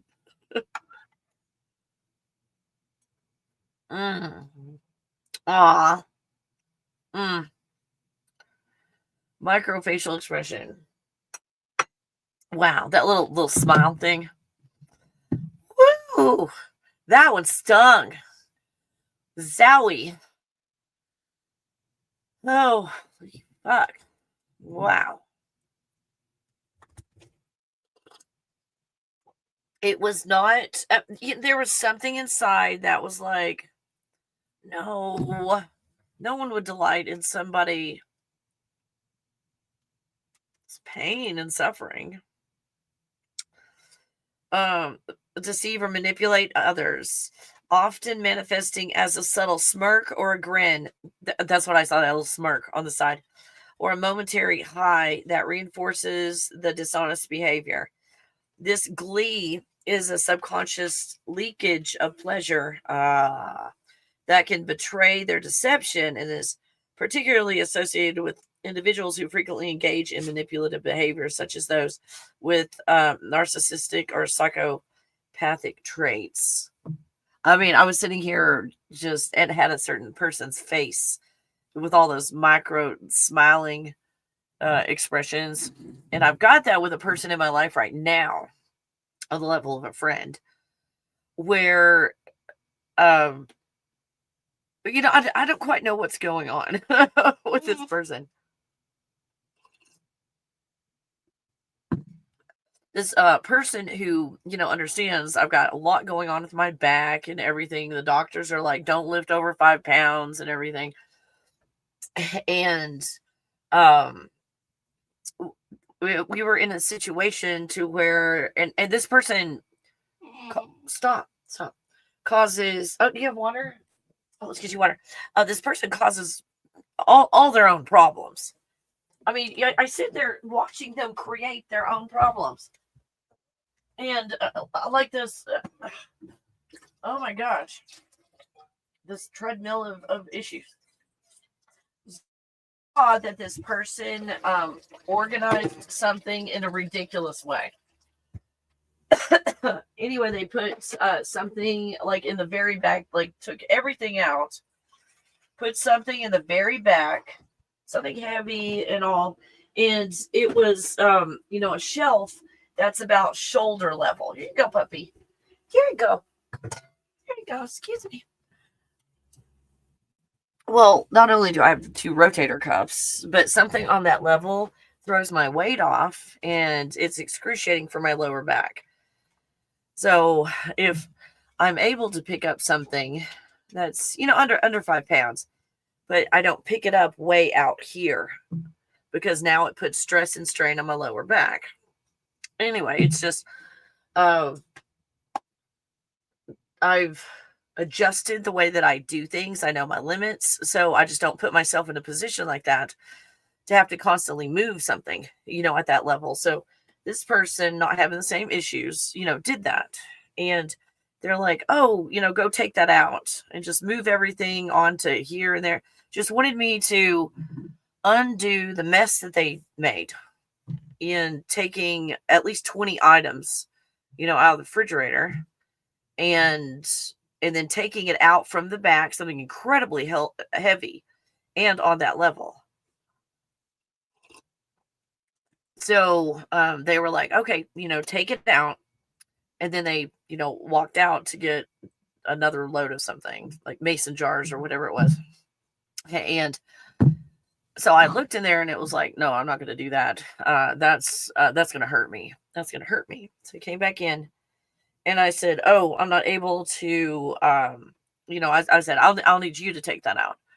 I'm not able to take all those items out like you're asking me. It puts everything in the wrong position. I'm not able to do that. Ha ha ha. Like, I don't understand this laughing. So people who laugh, I don't know if it's a nervous laugh because I looked it up. There's people will laugh for many reasons. And some of it's like nervous laugh. Some of them it's like while they're processing information, they'll laugh. And so and they started to question me. And I just ignored them because I was giving them information as to structurally what I'm capable of doing and what I'm not. Like anything else, it's like, oh, I can handle all this, but it's like, oh, can you help me lift this thing? It's over 5 pounds or whatever. So this is not like new information. So they go in there, and to me, it just felt, I don't know. I'm still trying to figure this out. So what I said, I wasn't able to do that without hurting myself. Then they laughed. It didn't take it seriously, or it felt like gaslighting, or you guys, it's hard to explain my feelings. I don't know how to explain this. The laugh. It's a short laugh, but it's just a laugh. And anyway, they were over there and perturbed that they had to do it, and it was just this weird, awkwardness of they were upset with me for not doing it. And then I'm feeling, because you can feel the feeling. I'm feeling the feelings. And so they're, taking all the stuff out, putting it over there. And then a laugh, and it says, wait, hold on. I forgot the words. Oh, and he laughed and goes, so you're telling me that something on this height, like he was questioning me, as in I gave him information that I'm not able to lift multiple things on the level of a heavy pickle jar, which is not a lot, but it's at the wrong angle. And why am I going to wear and tear myself when I don't load a refrigerator that way? I don't put a bunch of stuff in my way that I have to move around. I don't live my life that way. And he wanted me to just do that. So when he started down that route, it pissed me the fuck off. I was so fucking mad. I was furious that he was questioning that it would hurt me instead of taking my word for it. He was trying to, like, there had to be proof or something. Like, he's trying to prove that. And I was sitting, it's not my responsibility to prove to somebody that my lower spine is crumbling, and repetitive stuff like that is going to have me in pain for 3 days. And that pissed me the fuck off because I don't want to say all that. I was telling him my physical limitations. I'm sorry, I can't take that out. And then trying to belittle me, acting as if I'm either faking it or like it was no big deal. What is that called, you guys? Did I explain it well? I'm sorry, I don't know how to explain this because it doesn't make sense that someone, and I feel like I'm getting put down a lot because of whatever this person's standards are, which is misogyny. I'm fucking tired of this shit.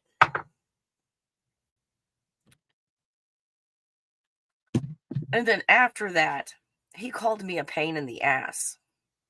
He said, you're a pain in the ass. And I said, you're a pain in the ass.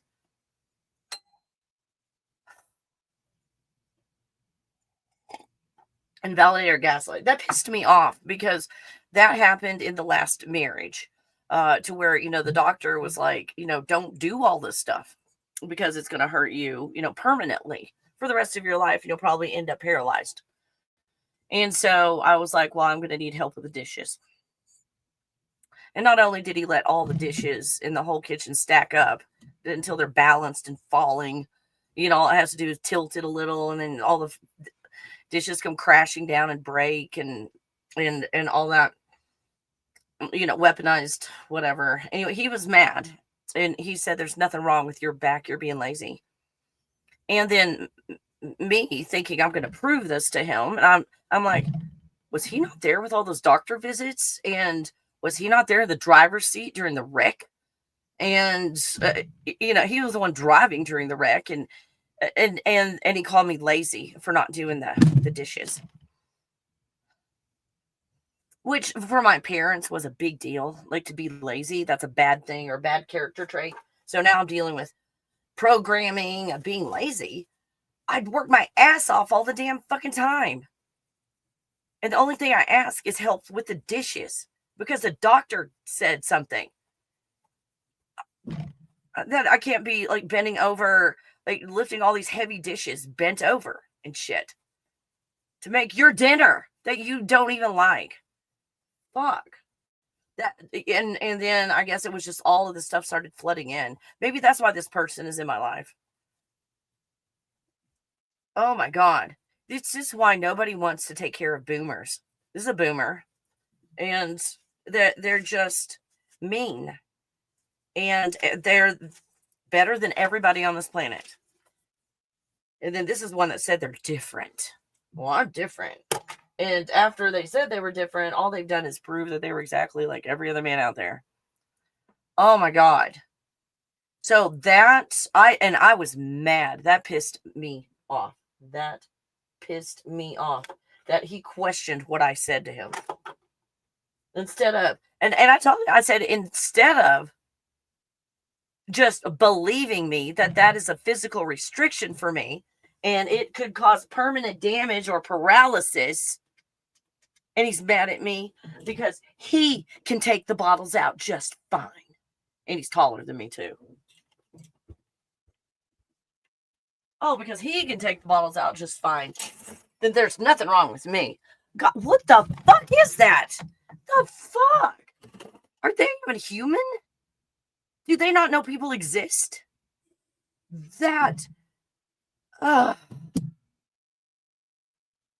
These lessons sometimes. This is why I'm in Colorado to deal with this. I experienced. Morning, sound like you're talking. Oh, close. Pisces. Amy. Pisces. Real close. Condescending. Like, I'm better than everybody. And then I'm not. I was at the place, during a 20-year marriage that's so abusive, and at the end you start to stand up for yourself and you don't let anything slide. You pick your battles and everything's a battle. Like, I'm not tolerating shit. I think I went in that mode because my ex was a Pisces, and he's doing this very similar things, gaslighting, minimizing, and then getting emotional about everything and making horrible decisions and then going back on your decisions. So then you can't trust someone who goes back on a decision. I mean, every now and then someone goes, oh my God, that was a bad decision. Where I did this, and this. And that's why I came to that conclusion. I can see where I'd made a mistake in all of this. Okay, I'm going to change my mind. Instead of, get all mad about something and make a decision. And then go back on it. And so, someone that's neurodivergent bases their world off of the information you give them. So if you make a decision on emotion and you're flip-floppy, it's like, oh, okay, well, this person made this decision. So you just start doing all these things in your life. And they're like, nope, changed my mind. I'm like, wait a minute. That's not how I make decisions. I make a decision, I stick to it. And so then I guess I made an assumption that the decision that was made was permanent. And I rearranged everything. So when I saw that there was going to be a constant making decisions out of emotion, and then in this friendship, attempting to put out half-baked information and then trying to force me into making a decision, on information where you don't have all the information. That was exhausting. Neurotypicals will just drain you dry. Just absolutely drain you dry. Oh my God. Yes, the goods. Trying to validate. Oh, morning. Sounds like you're. Oh, yes. Something. Oh, when the eyes don't move with the smile, then something's up. Laugh or disbelief. Oh, yes. Laugh of disbelief. Like how ridiculous. Oh, that's so laughable. It's ridiculous. Okay, gotcha. You guys, aw. I got told there's always something going on with you. No, the Pisces. You guys, have you ever been around a Pisces? You're just sitting there minding your own damn business, and they're all going, "Oh my gosh, gossip." Or gossip, and here's all this stuff, and I'm all in everybody's business, and this person's all, and I don't give a shit. We were like, someone who works here is leaving. I could care less. If they were important in my life, I would know. So here's how I think what's going on with this person is they want to feel important, and they feel important if they're in the middle of everybody's shit. And they're one of those people that helps people to feel important about themselves. It's not as much about helping people as it is they feel like a good person, and they feel good in helping. And someone that's just in everybody's business. It's like a social butterfly. Basically, when I see that people who have very few friends are more trustworthy, and they have morals and values they stick with, and they're solid in their beliefs, in their systems and everything. They're solid. People who have, lots of friends all over the place, I see lie and compromise. That their morals and values tend to change according to convenience. And that's what this person has tried to get me to do, to try to bring more people into my life that I have judged unsafe. You've been counted as unsafe. And then trying to get me to interact with these people I've deemed unsafe. And then wanting me to bend my morals and values then to hang out with them or whatever, to look past this stuff. And in other words, an unsafe person for me. Very, very unsafe. So thank you guys for helping me with figuring it out. Because I don't know what to do with that outside of just not being around this person anymore. And then it becomes, how do you then cut it off? Because we're dealing with a neighbor and all kinds of stuff. Maybe it's time to go on tour. Anybody want to volunteer the first place for me to come? Hey, if you guys have like some property or something, I could come park my RV on your property, or people have got, well, it's an Airbnb and nobody's renting it out. Kelly, come stay in my Airbnb or whatever. Hey, we will start this tour. And I will start to go into areas and start just meeting with people and going, going around having meetings or whatever we do in these areas. Let's see. Oh, I experienced this with sometimes when I explain, I get lightheaded and overheated. I feel like I go into the twilight zone sometimes. Like, I've said this before, because you feel like you're repeating yourself. And maybe I'm dealing with a non-player character that's never going to change. The lightheaded and easy. I need to sit down. I can't go do something. They don't understand why I can't do it. Oh, Nicole. Or Virgo. Pisces. Definitely Pisces. I'm with a Pisces man, and oh boy, it's exhausting. It's exhausting being with a Pisces man. Holy fuck. They're dense. I mean, when I say they're dense, their IQs are ridiculously high, but they're dumb. Does that make sense? They've got a high engineering IQ and are stupid.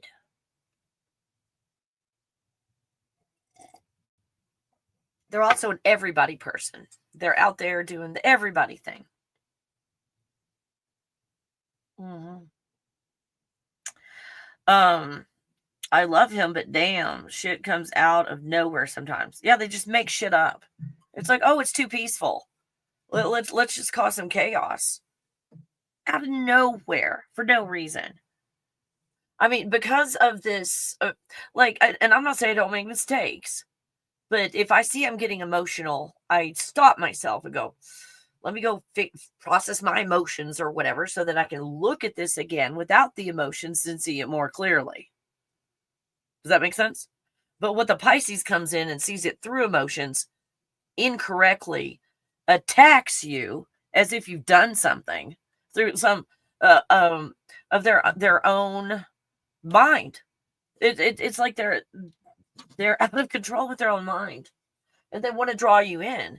And so he continues to try to get me to draw me into this drama, and I won't let him. You know, like this person that's leaving. Oh, did you know so and so was leaving? No.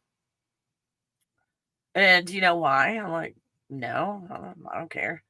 And then they're like, okay, because this, that, and their parents and these family members, and they're sick, and she's got to move to the state.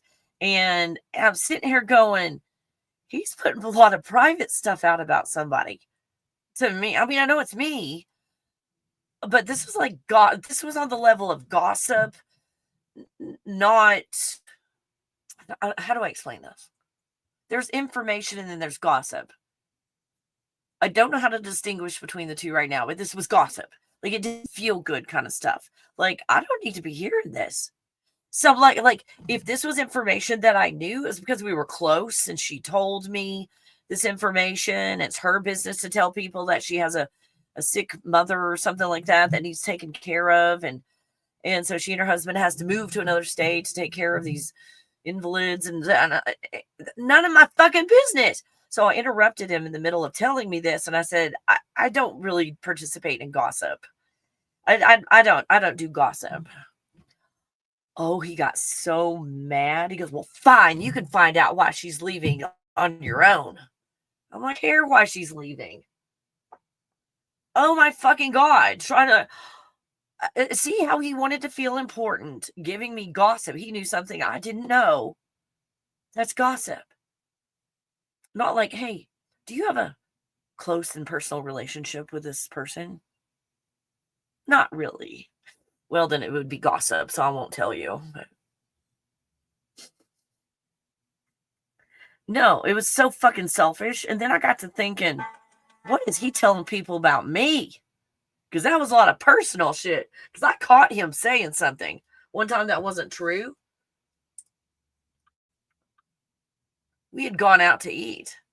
And we were in this one town he used to live in with his wife.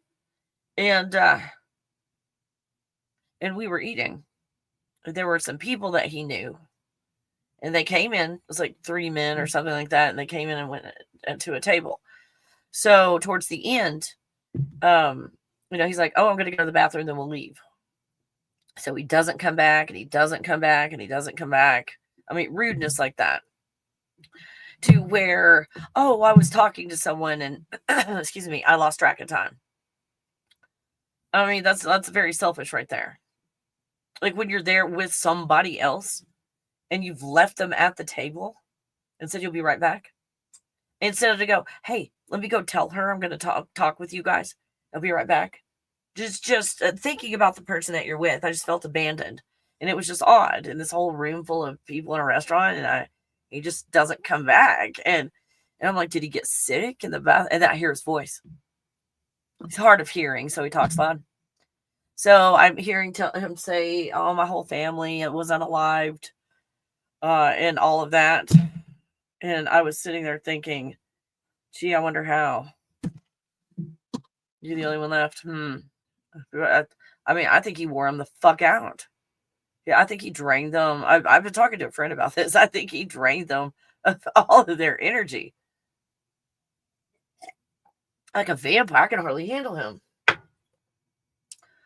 Oh, so he's telling them about, my whole family's unalived and all of this, and I've been doing this, that, and the other, and so forth. And, just kind of catching up on some stuff.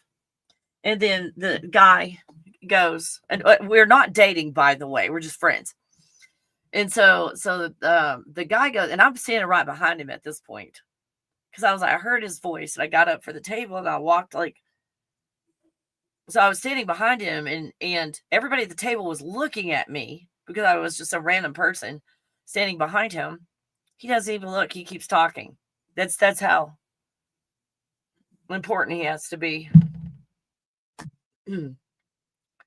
So I have to delete this video. I'm standing behind him. And he lies all the time, by the way. I've caught him in so many lies. Lies of convenience is what it is. Lies of convenience. Instead of telling me what's going on and giving me the real information, he wants a certain outcome, so he gives me false information, just lies to me. I mean, every time he does that, I don't trust him even more. Like, you're not accomplishing a thing in lying.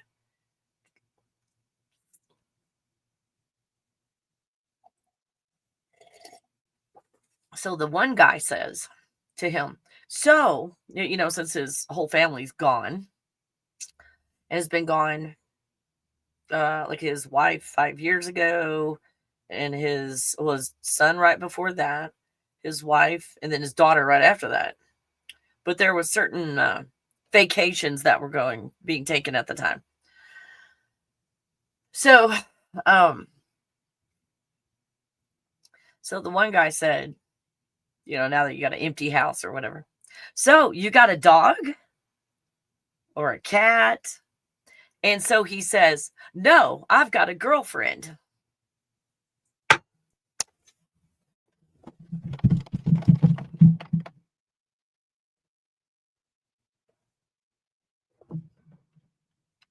Okay.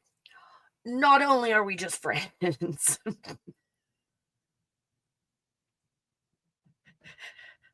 but if I'm going to be a fake girlfriend, he asked him if he had a dog or a cat. And he said, I've got a girlfriend.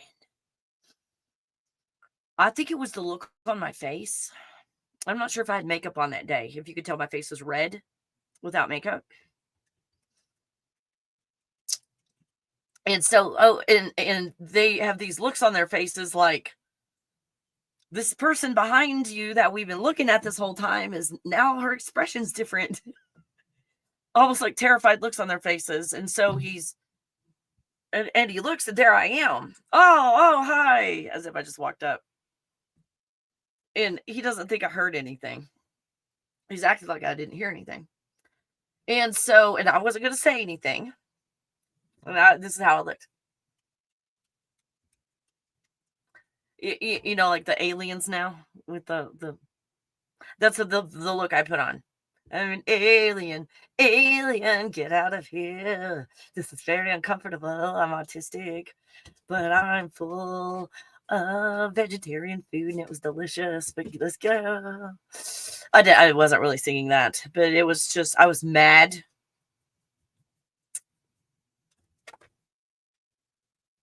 That's a dangerous look for a woman. You want to read those micro expressions? They weren't micro. Oh, there was no reading the macroscopic expressions from the macroscopic ones. So I'm just going to keep my mouth shut and get out of there, not introduce myself. I don't want anybody to know who I am. Yeah, nothing. And so one of and it goes, oh, hey. Oh, these are my friends. I was just talking to them. And I was like, yeah, I heard. And he's like, and then so one of them goes, so are you the girlfriend? Or are you his girlfriend? And then you should have seen the look on his face. Because up until then, because He didn't know I heard the whole thing, the whole conversation. He didn't know I heard the whole thing. He especially didn't think I heard the girlfriend part, but now, instead of him denying he said that, I was just outright asked, "Are you his girlfriend?"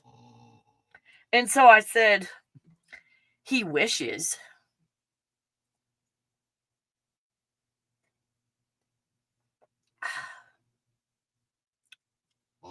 And then just let him talk.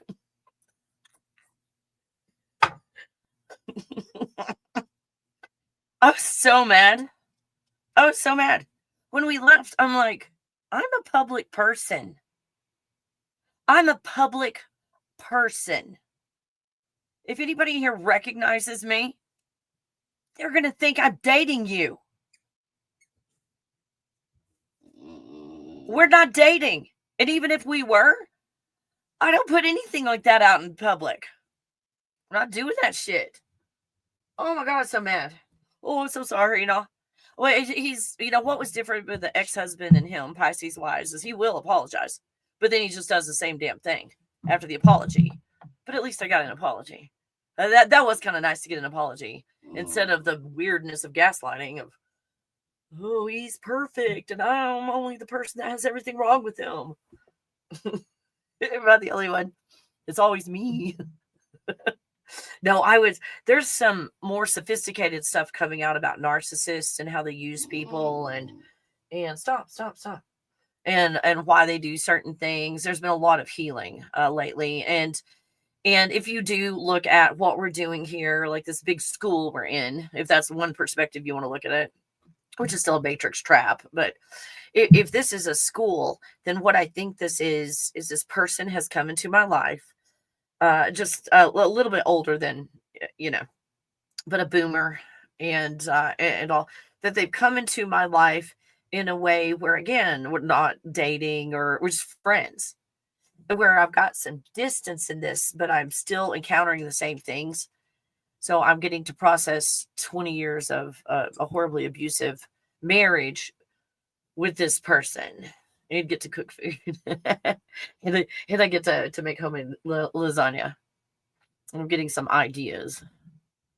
But yeah, this is exhausting. He's not smart, but his comment just doesn't make any damn sense. Oh, he's smart. Yeah, Nicole. Yeah, it's the common sense that there's like, because of my opinion, because I've been observing this for a while, like just going out into the world. The emotions I see, just acting on emotions. And then I hear he will make a mistake or something and he'll say, "Oh God, I'm so stupid." Like he does stuff like that. So if you're with a person that calls himself stupid during a certain whatever, that's what they think about you, that you are stupid as well. And I kind of that's how I got treated. It feels like.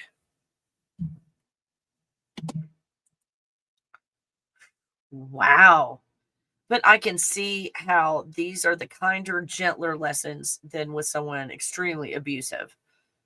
So I'm still, it's healing from all of the Pisces wounds. How's that? Healing from the Pisces wounds. Woo! What are the best signs for Sagittarius? Because I find I do really well, and these have been long-term relationships for me, friendships and so forth. Not dating or anything, but like friendships. Aquarius men. I do really well with Aquarius men. Over the long haul. Let's see, Gemini.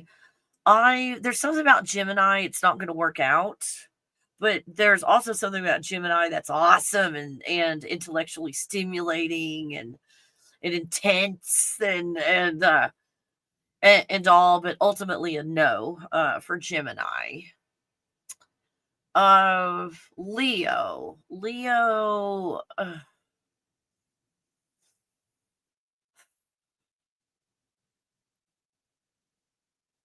No. Scorpio, gosh, we'd get in trouble together. So it's a no for Scorpio. We'd just be in trouble all the damn time. What else is there? Cancer, fuck no. I've learned that lesson. I'm not going back. No. And well, I'm finding Pisces as well. Pisces was the fish, right? So it's the water sign. And so is Cancer. And they are like incredibly emotional. And I find that they express it comes out of their mouth. They're needy. Cancer and Pisces, both of them announced that they're needy. What are hold on. Something's wrong with my phone. Hold on. This is weird. It updated itself, so I don't know what's going on today. Let me restart my phone. It updated itself and it might not have restarted.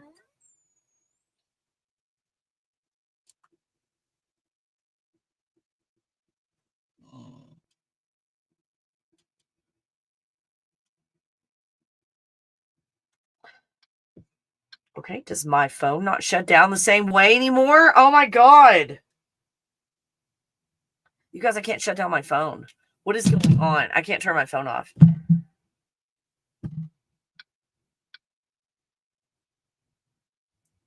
You guys, why can I not turn my phone off? This has never happened before. Gemini comes up when I try to turn my phone off. Turn my phone off. To know about Gemini. If you can turn my phone off for me. Gemini is Google's. You guys, I don't know what to do. I can't turn my phone off.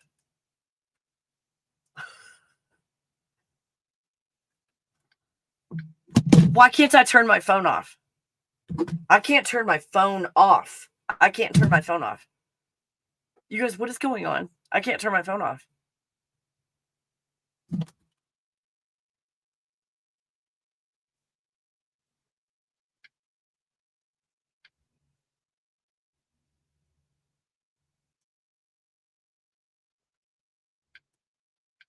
Has my phone changed the way that it turns off? It downloaded something last night or uploaded or whatever it was. Basically stuff that's on your phone, they unlock it. Okay, let me see if this one.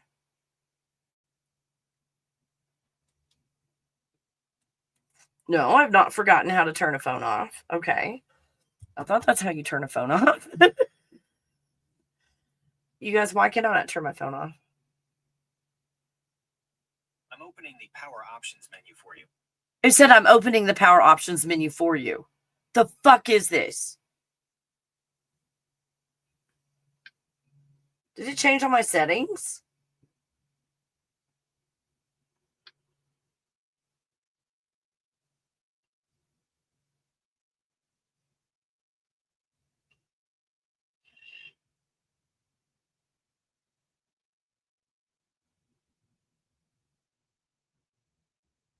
It's not giving me the power button way of turning my phone off now. What is up with that? You guys, what has happened to my phone? Let me turn the air conditioner on. What has happened to my phone after it updated? Oh my fucking God.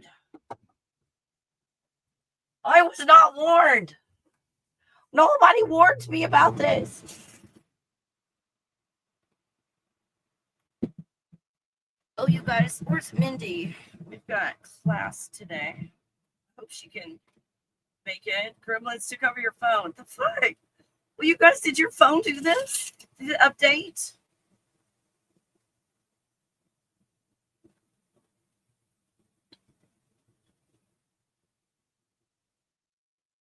My phone has all of its settings are fucked up. Oh my gosh.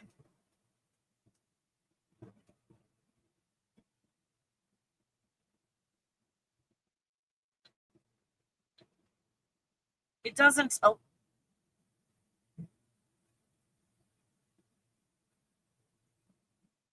It doesn't allow me.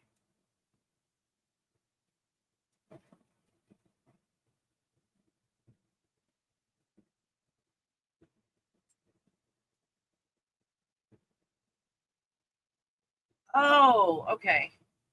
I can do 2 buttons now, and it pops up.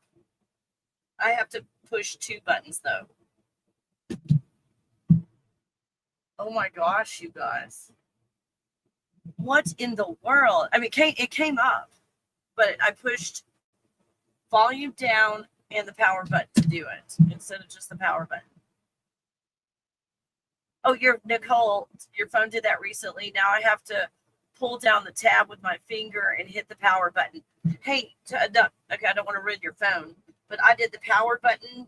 But let me go back. We'll start over. I did the power button and volume down.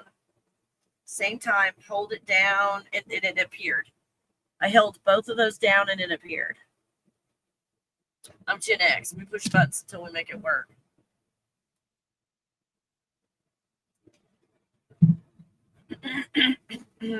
Let's see. I'm Melinda, but you're a Pisces woman. I find a huge difference between men and women with the signs. Like the Cancer men, I can't handle.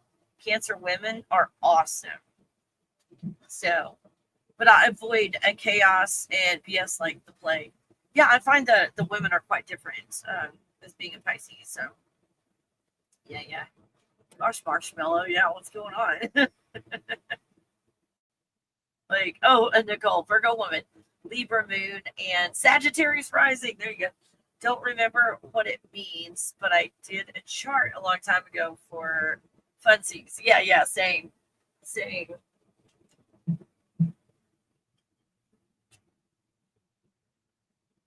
And I don't look at my signs to be like, oh, I'm going to look at my signs and horoscopes forever. I look at them to go, is this personal or is this a sign thing? Like, is this a Sagittarius thing? And I forgot the positions, but it's like Sagittarius, Capricorn, and Virgo, I think are my 3, Nicole. So do I look at that to constantly look at the stars as to what do I do with my life? Or do I look at it as, I think it's because of my neighbors that this thing happened. And then you look at, oh, no, Sagittarius is just like that. Oh, that's the way a Sagittarius is. Oh, okay. So to me, instead of blaming it on Sagittarius, it's like, it wasn't my neighbor. It was written in the stars. And then the next step is, oh, Sagittarius is a division of 13. one of 13. If you put like Ophiuchus in there.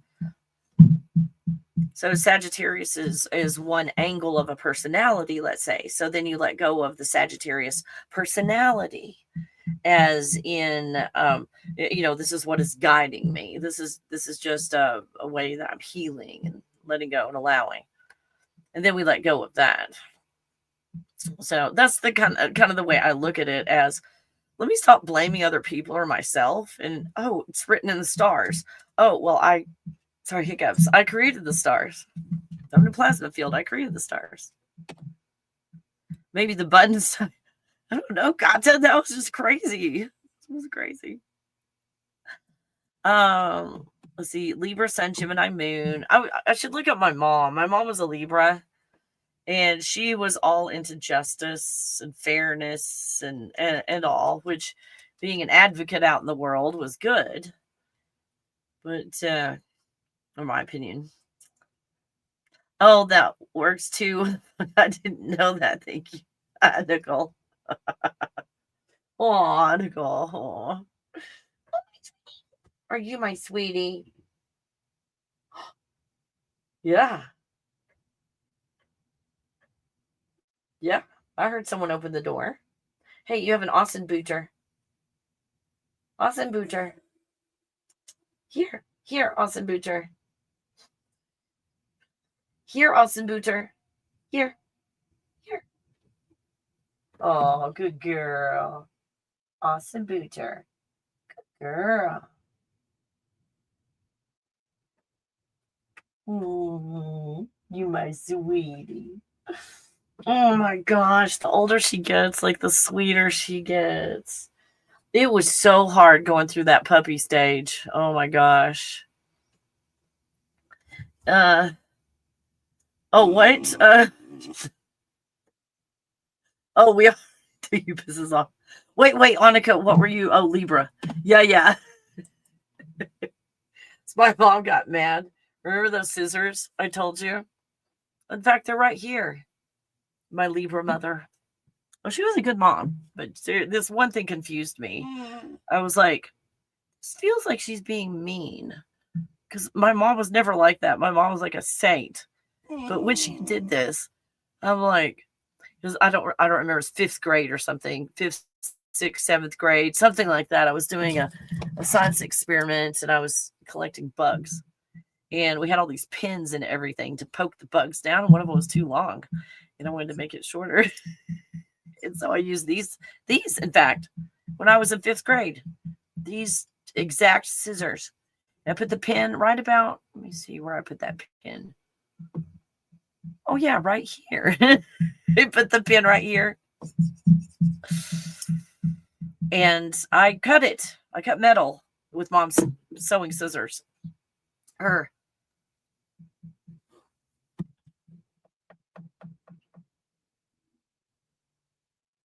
Yeah. I used her gingers. I used my mom's gingers to cut a pin. Well, she used those scissors over the years to cut, and everything she cut would have that little snag right there over all those years. So when I graduated from high school, my parents gave me real gifts and all when I graduated. But my mom got me this special gift. And she had wrapped these up to give to me as a gift. She bought herself these were ridiculously expensive, by the way. She bought herself a new pair of gingers. And then she gave these to me. The pair of gingers that I cut. I cut that pin with these scissors. Again, I can't remember what grade. It might have been 7th grade. 7th or 8th grade, maybe. I don't know. But yeah, these are those scissors. And I was like, is my mom being mean? Because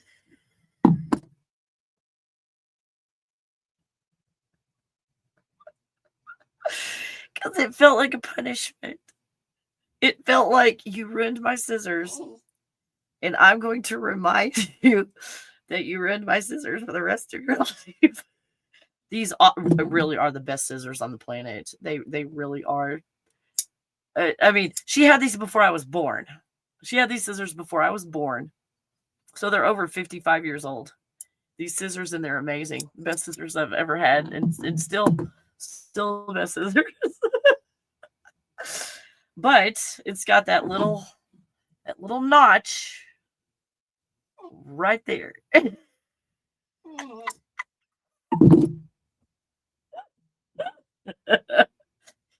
That's the only thing my mom ever did. My mom being a freaking saint. And just, loving people, helping people, and all. And she did that.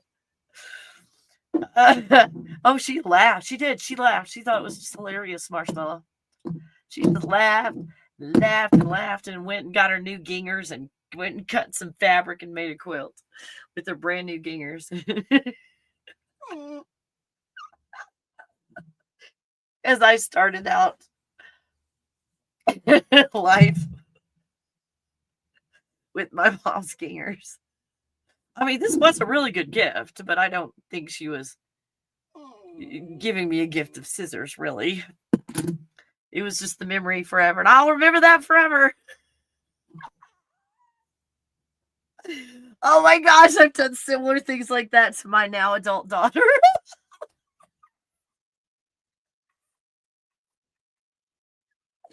I don't want you to think she's a bad mom. She's not. That was just like, because she had the patience. Stop! Oh my God, she had patience and perseverance and all. But I think that was just her little intellectual way of. There you go. There's those scissors. Now you get to deal with that that place on your scissors. Oh my goodness. Not that being mean, but she thought you could just stab them because I got new ones. She did laugh really hard though. And she didn't have to spend money. Well, she bought herself a new pair. Well, I mean, but that's what my mom did. My mom, except for that, these were excellent scissors, except for what I did to them. Because my mom did take care of all of her things. And whenever she would, get new furniture, she get new furniture about every 5 years or so. And then she would give the furniture, the whole set to whoever was ready for a set of furniture, one of the sisters or the nieces or nephews or something. So she was always, giving her stuff away, gently used. But I don't think that's what this was. I think this was more of, there you go. There's your scissors. Now you're going to deal with what I've been dealing with since you were in 8th grade. I know. These are over 55 years old. I don't know when she got them, but they're precision. The tip is still precision. And listen. Oh.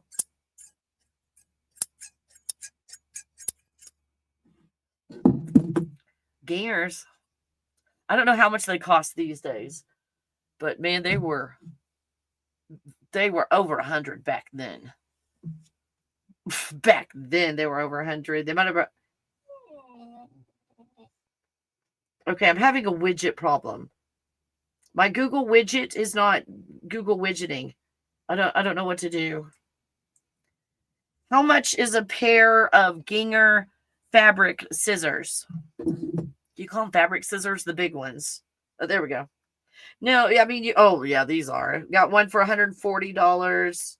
You got all different kinds. You got the cheaper ones. You've got the more expensive ones. Let me see what they go up to. Let me see. What are the most expensive Ginger scissors 2025? Let's see what the most expensive. Yeah, $350. So that was probably more like on the level of what my mom got of these. It was like that level. But they were a little bit over 100, but by today's standards, probably $300-400 at least. Yeah, 280, 290. You've got but that's 2025 prices. 260 or 360, 400. I understand why she was mad now. But she didn't. I mean, she was upset, but she kept it more to herself. Her being upset. And oh my gosh, like really race. Oh, oldie and a goodie. Oh my gosh. Yeah, you could get like modern day, you can get some of the cheaper ones for around $30-40 and all that. They'll last you, but these lasted over 55 years and still going strong. And I haven't even gotten them sharpened, you guys. Like my mom had them sharpened all the time. She was always taking them down and getting them sharpened at the sewing place. I guess I could go take them to a sewing place. Oh, a bunch of the sewing places closed. I think there is, this is a small town with mom and pop businesses, but I think there's a sewing or a quilt store downtown that does this. I'll go check. I probably shouldn't sharpen them. Oh my gosh. Could you imagine? I mean, these are excellent scissors. If I sharpen them, oh, holy crap.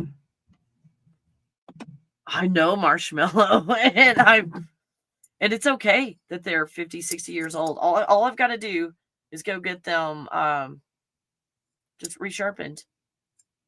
And what do they call that? Retuned or whatever, where they reset the tension on it. The tension's just fine. Tension's just fine, but yeah, for scissors. That's why she was mad. And that's what you do with pliers. Is you cut metal with pliers. Not her good scissors. Oh my gosh. You know what? I didn't know it was on that level. I knew they're expensive, but I didn't realize that. Oh my gosh. No wonder my mom continued to use those until I graduated. And then she got her a new pair. It's like, now Kelly's gone. They do look brand new. I mean, these are, like I said, these are good scissors. I mean, if you've got the money and you're into sewing, get these. And the ones that are the small scissors, like for the quilting threads and all, man, those can get ridiculously priced. And I think the Gingers. What is the most expensive Ginger quilting scissors? I think they're called quilting scissors. 500, 225, 250, 300. And those are the tiny scissors. Those are the ones that all you do is clip thread. And that's it. You just clip thread with those scissors. You don't do anything else. You clip quilting thread. That's all they're for. I have a whole family that's into quilting, and I've got a sister.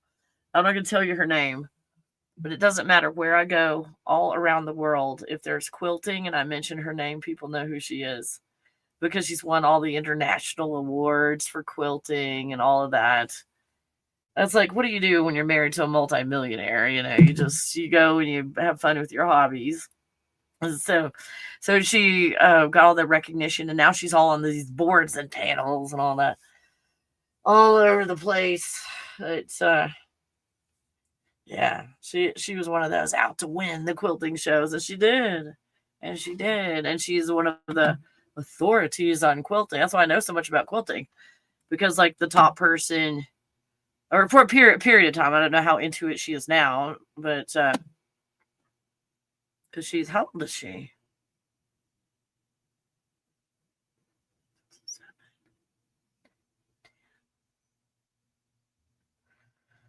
Hold on, I can't even count. What's wrong? I'm not able to math today.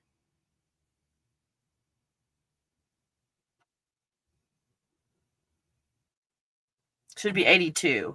So I don't know how, into it is. She is anymore, but for a period of time, she was like the top person. And so I was exposed to a lot of, whether I did it or not. And they were like, oh, you should get into quilting like us. But I see anything, quilting, crocheting, anything is just a stress reliever. And that's it. That's what hobbies are, stress relievers and so forth. And there were other things that were hobbies of mine that were better stress relievers, like exercise and so forth, rather than quilting and crafting. But it seems to be a really big stress reliever for a lot of the family. So anyway, they finally talked me into doing a quilt. So I did a quilt, and then I quilted it. Made a quilt, and I quilted it, and I quilted it. There, I was like, what's really good?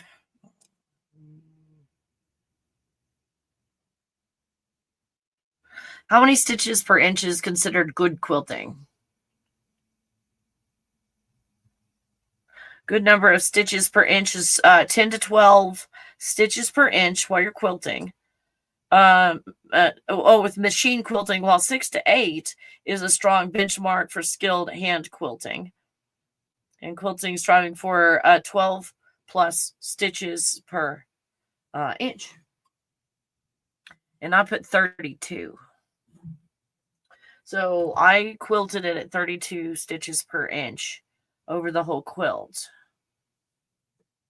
So I mastered quilting. I mastered putting a quilt together. And then it's like, why do I want to make another quilt? And then they were complaining. It's like, it doesn't even look right. 32 stitches per inch. It looks like a machine. It doesn't even look like a machine. Whatever. I was just like, you're jealous. And my dad, I was trying to think if my dad got around like 18. My dad got famous for quilting towards the end of his life.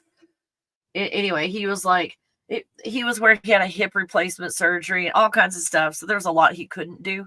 But he loved my mom so much. He just wanted to be around my mom all the time. And she got into all the quilting stuff. So he's like, well, if I want to be around her, I better learn how to quilt. And so he quilted all her quilts for her. Like she would make them, sew them up and all that. He'd quilt them. And he got recognized for his quilting skills, how consistent it was. And all. Why are you whining? Like a whiny whine. Like a whiner. Don't be a whiner.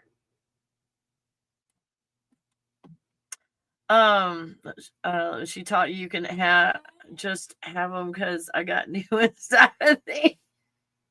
True, but it wasn't just like, oh, here, Kelly, you can have these scissors of mine. I got some new ones.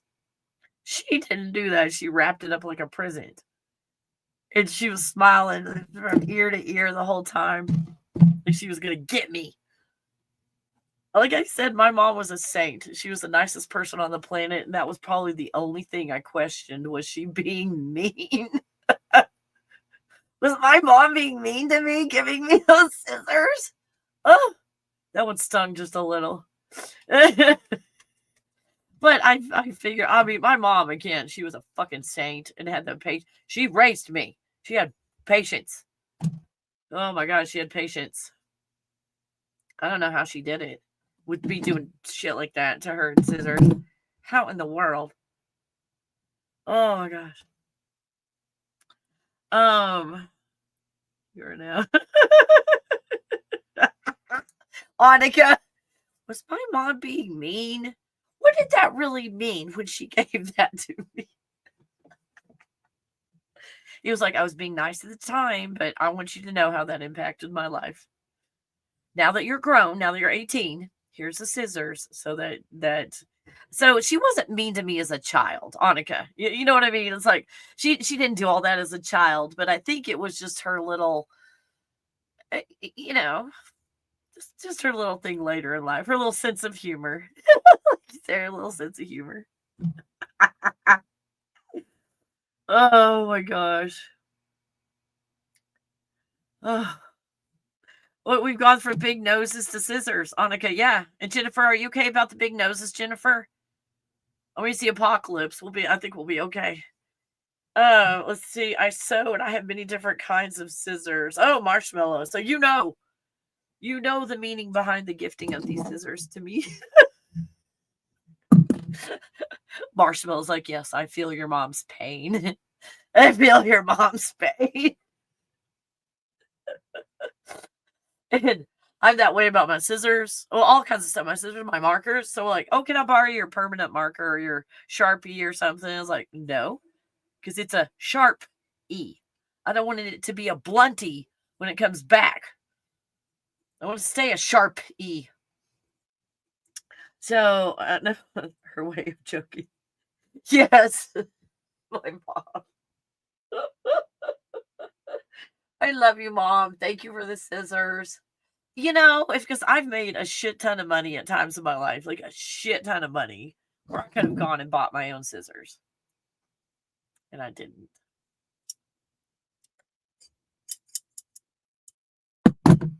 So, those were really good scissors. I mean, she really did me a favor by giving me those scissors because I've used them my entire life. Like anytime I'm doing stuff with sewing or whatever, I mean, they're excellent scissors. They cut really well, even not having them sharpened in years and all. There was one time, oh my gosh, I can't believe I'm telling you this, that I couldn't handle the snapping of I can't even say it, toenails and the snappity snap and then the toenail comes off. The end of the toenail comes off. I can't even, oh, my mouth is watering just thinking about that sound, the snapping and how it feels. So I couldn't handle that for the toenails. So I always use these scissors to cut my toenails since I was a little girl. I'd always use these scissors to cut my toenails because they're so precision, like surgical. And see how that part's round? That part's round. So you get under there and you don't cut the skin. And then it easily just trims your toenail right off. Excellent toenail trimmer. Yeah, because I couldn't handle the snappity snap of those things. I know, an heirloom that's functional. It's still functional. And there's, I'm not going to do anything like that again. I've got tools, but I don't think I could really do anything to hurt this for it not to be good for the rest of my life. Even though I live 300 years, I think this is still going to be going strong. 700 years. If I live 700 years, I might get another pair. Yeah, like if someone comes along and fucks these scissors up even more than they're fucked up, then when I get my new pair, I'm going to gift them these scissors. Whoever fucks them up, I'll gift them the scissors, and then I'll have my new ones just like my mom did. Well, like when I'm 700, I'm going to do that to celebrate, just buy a new pair of scissors. So, yeah. Oh, you guys. Are you cool about the California thing? And if you're in California and you're meant to stay alive, you will. You will. So don't worry about, going and trying to find, a safe place. But the universe, in looking at what looks to be pretty safe, is over certain elevations in certain parts of the United States and so forth. And if I sat down and just try to decide, where's going to be a safe place to go, I don't know where it'd end up, and it'd probably be stressful. But again, the universe, myself on a higher level, working everything out to be right here, right now, by a water source. So by a water source, by the Arkansas River. And lots of things going on. I'm just out in the middle of the woods. All I have to do is just go up a mountain and I disappear. There's not a lot of people in Colorado at all. So you can, it's a pretty good place to be right now, Colorado. And well, to me, where I am, again, by a small town, but also outside of town in the middle of the woods. In the middle of the woods. So.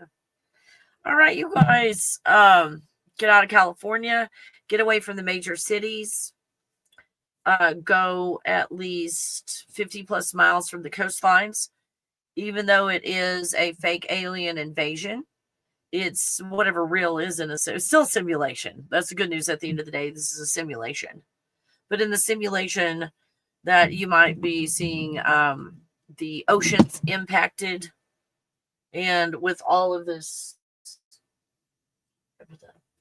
impacting the oceans, we've got coastlines, which in my research with what there's a potential of doing or of happening, should not go past 50 miles into a coastline. Like if there's a big mothership or something that shot out of the sky and it falls into the ocean, or something like that happens, and it will go in probably at least 50 miles. Did I say feet?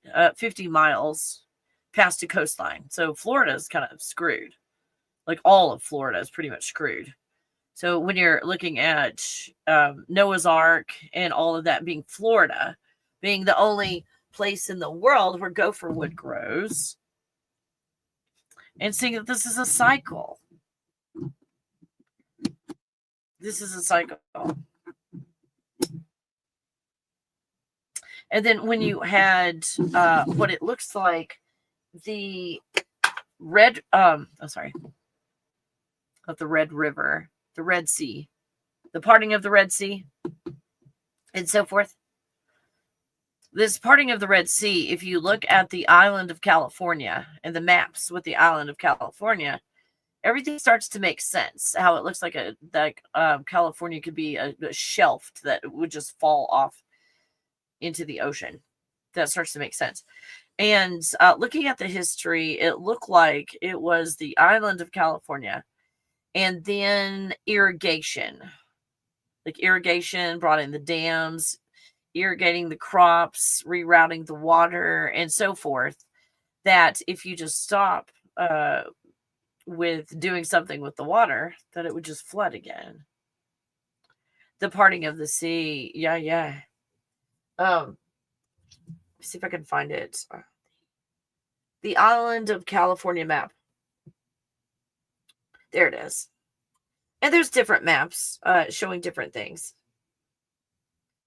The unique map of California. Let me see what the best, whatever the best is. There we go. Okay, so we've got the island of California. And go look it up yourself. There we go. The island of California.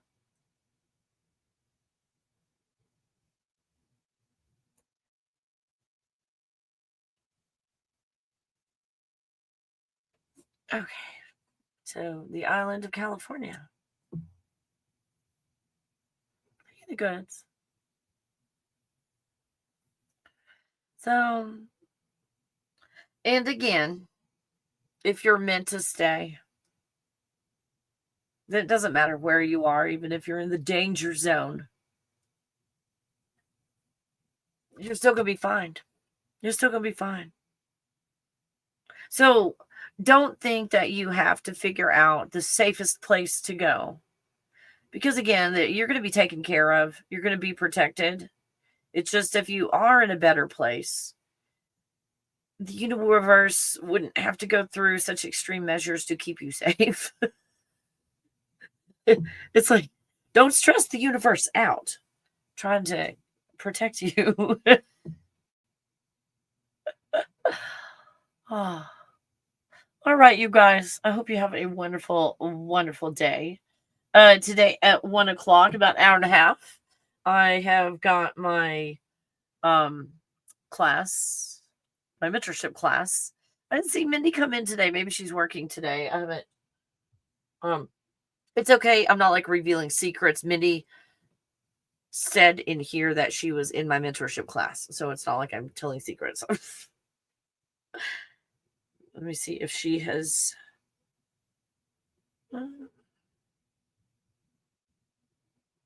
No, she's not emailed me. That's okay. That's okay.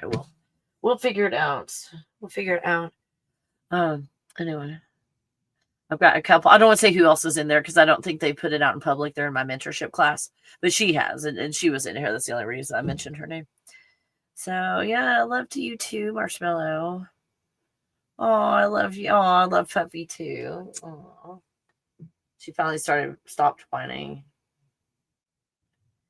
She just, I don't know. It has been forever. I mean, probably 2 decades since I had a puppy.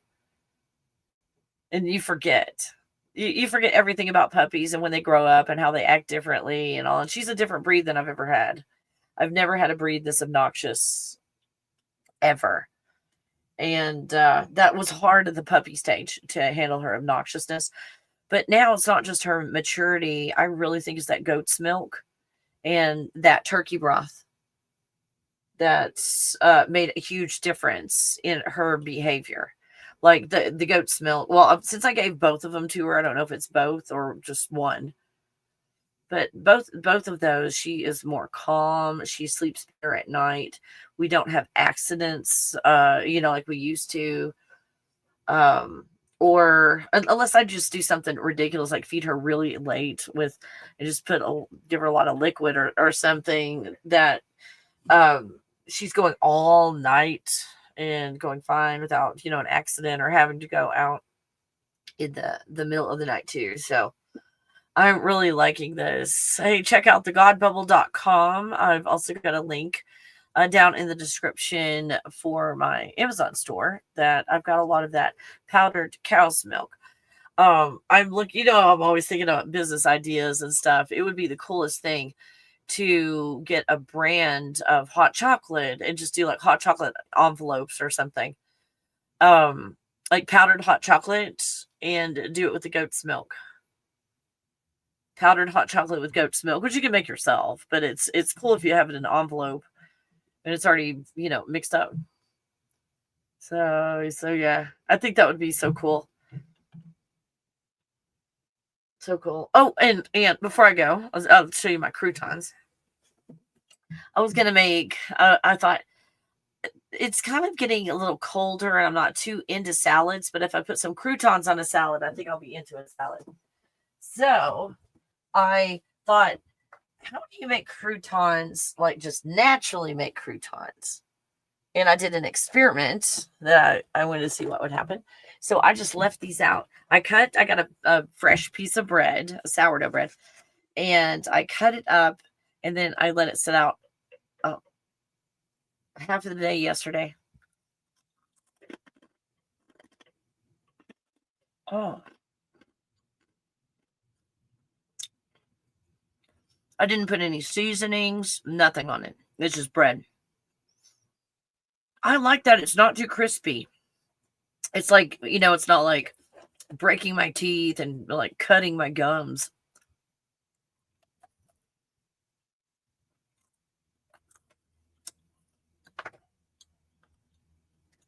So what I might do with these is either put them in the toaster oven, maybe drizzle them with some olive oil and some all right, you can have that one. You're not really supposed to eat that, but it's a tiny piece. It's like, I didn't want to waste it. She's like, ooh, crunchy, crunchy. So yeah, I think I'll put just a little bit of olive oil and some spices and herbs and put it in the toaster oven on air fry for probably just 10 minutes. That's all it'll take. It's about 10 minutes on air fry. Anyway, I was just experimenting on doing on different ways of making croutons. As I say, make croutons out of stale bread. And stale bread, I thought, okay, this isn't stale, but it's dry. Just let it dry out instead of get stale. And I think it's kind of the same concept. Anyway, I just wanted to let you know I'm experimenting and having fun with kitchen stuff. And I'll go from there. Anyway, I love you guys. Have a wonderful Monday. And some of you I'll be seeing in the mentorship class. Check out the godbubble.com. And buy my shit. go buy my merch. It's cool. Yeah, get one of these. I love this. I feel better in this symbol than any of the other symbols. So I love you guys. See you soon. Roll of dreams where the stars align. Kelly Coffee takes you on a ride divine. In her thought bubble we soar through the night. Exploring the universe, our vision takes flight. The symphony of galaxies fills the air. Come with me, let's ride on the cosmic breeze. With Kelly Coffee we'll journey through galaxies. In her God bubble we'll explore the unknown. A grand adventure like no one.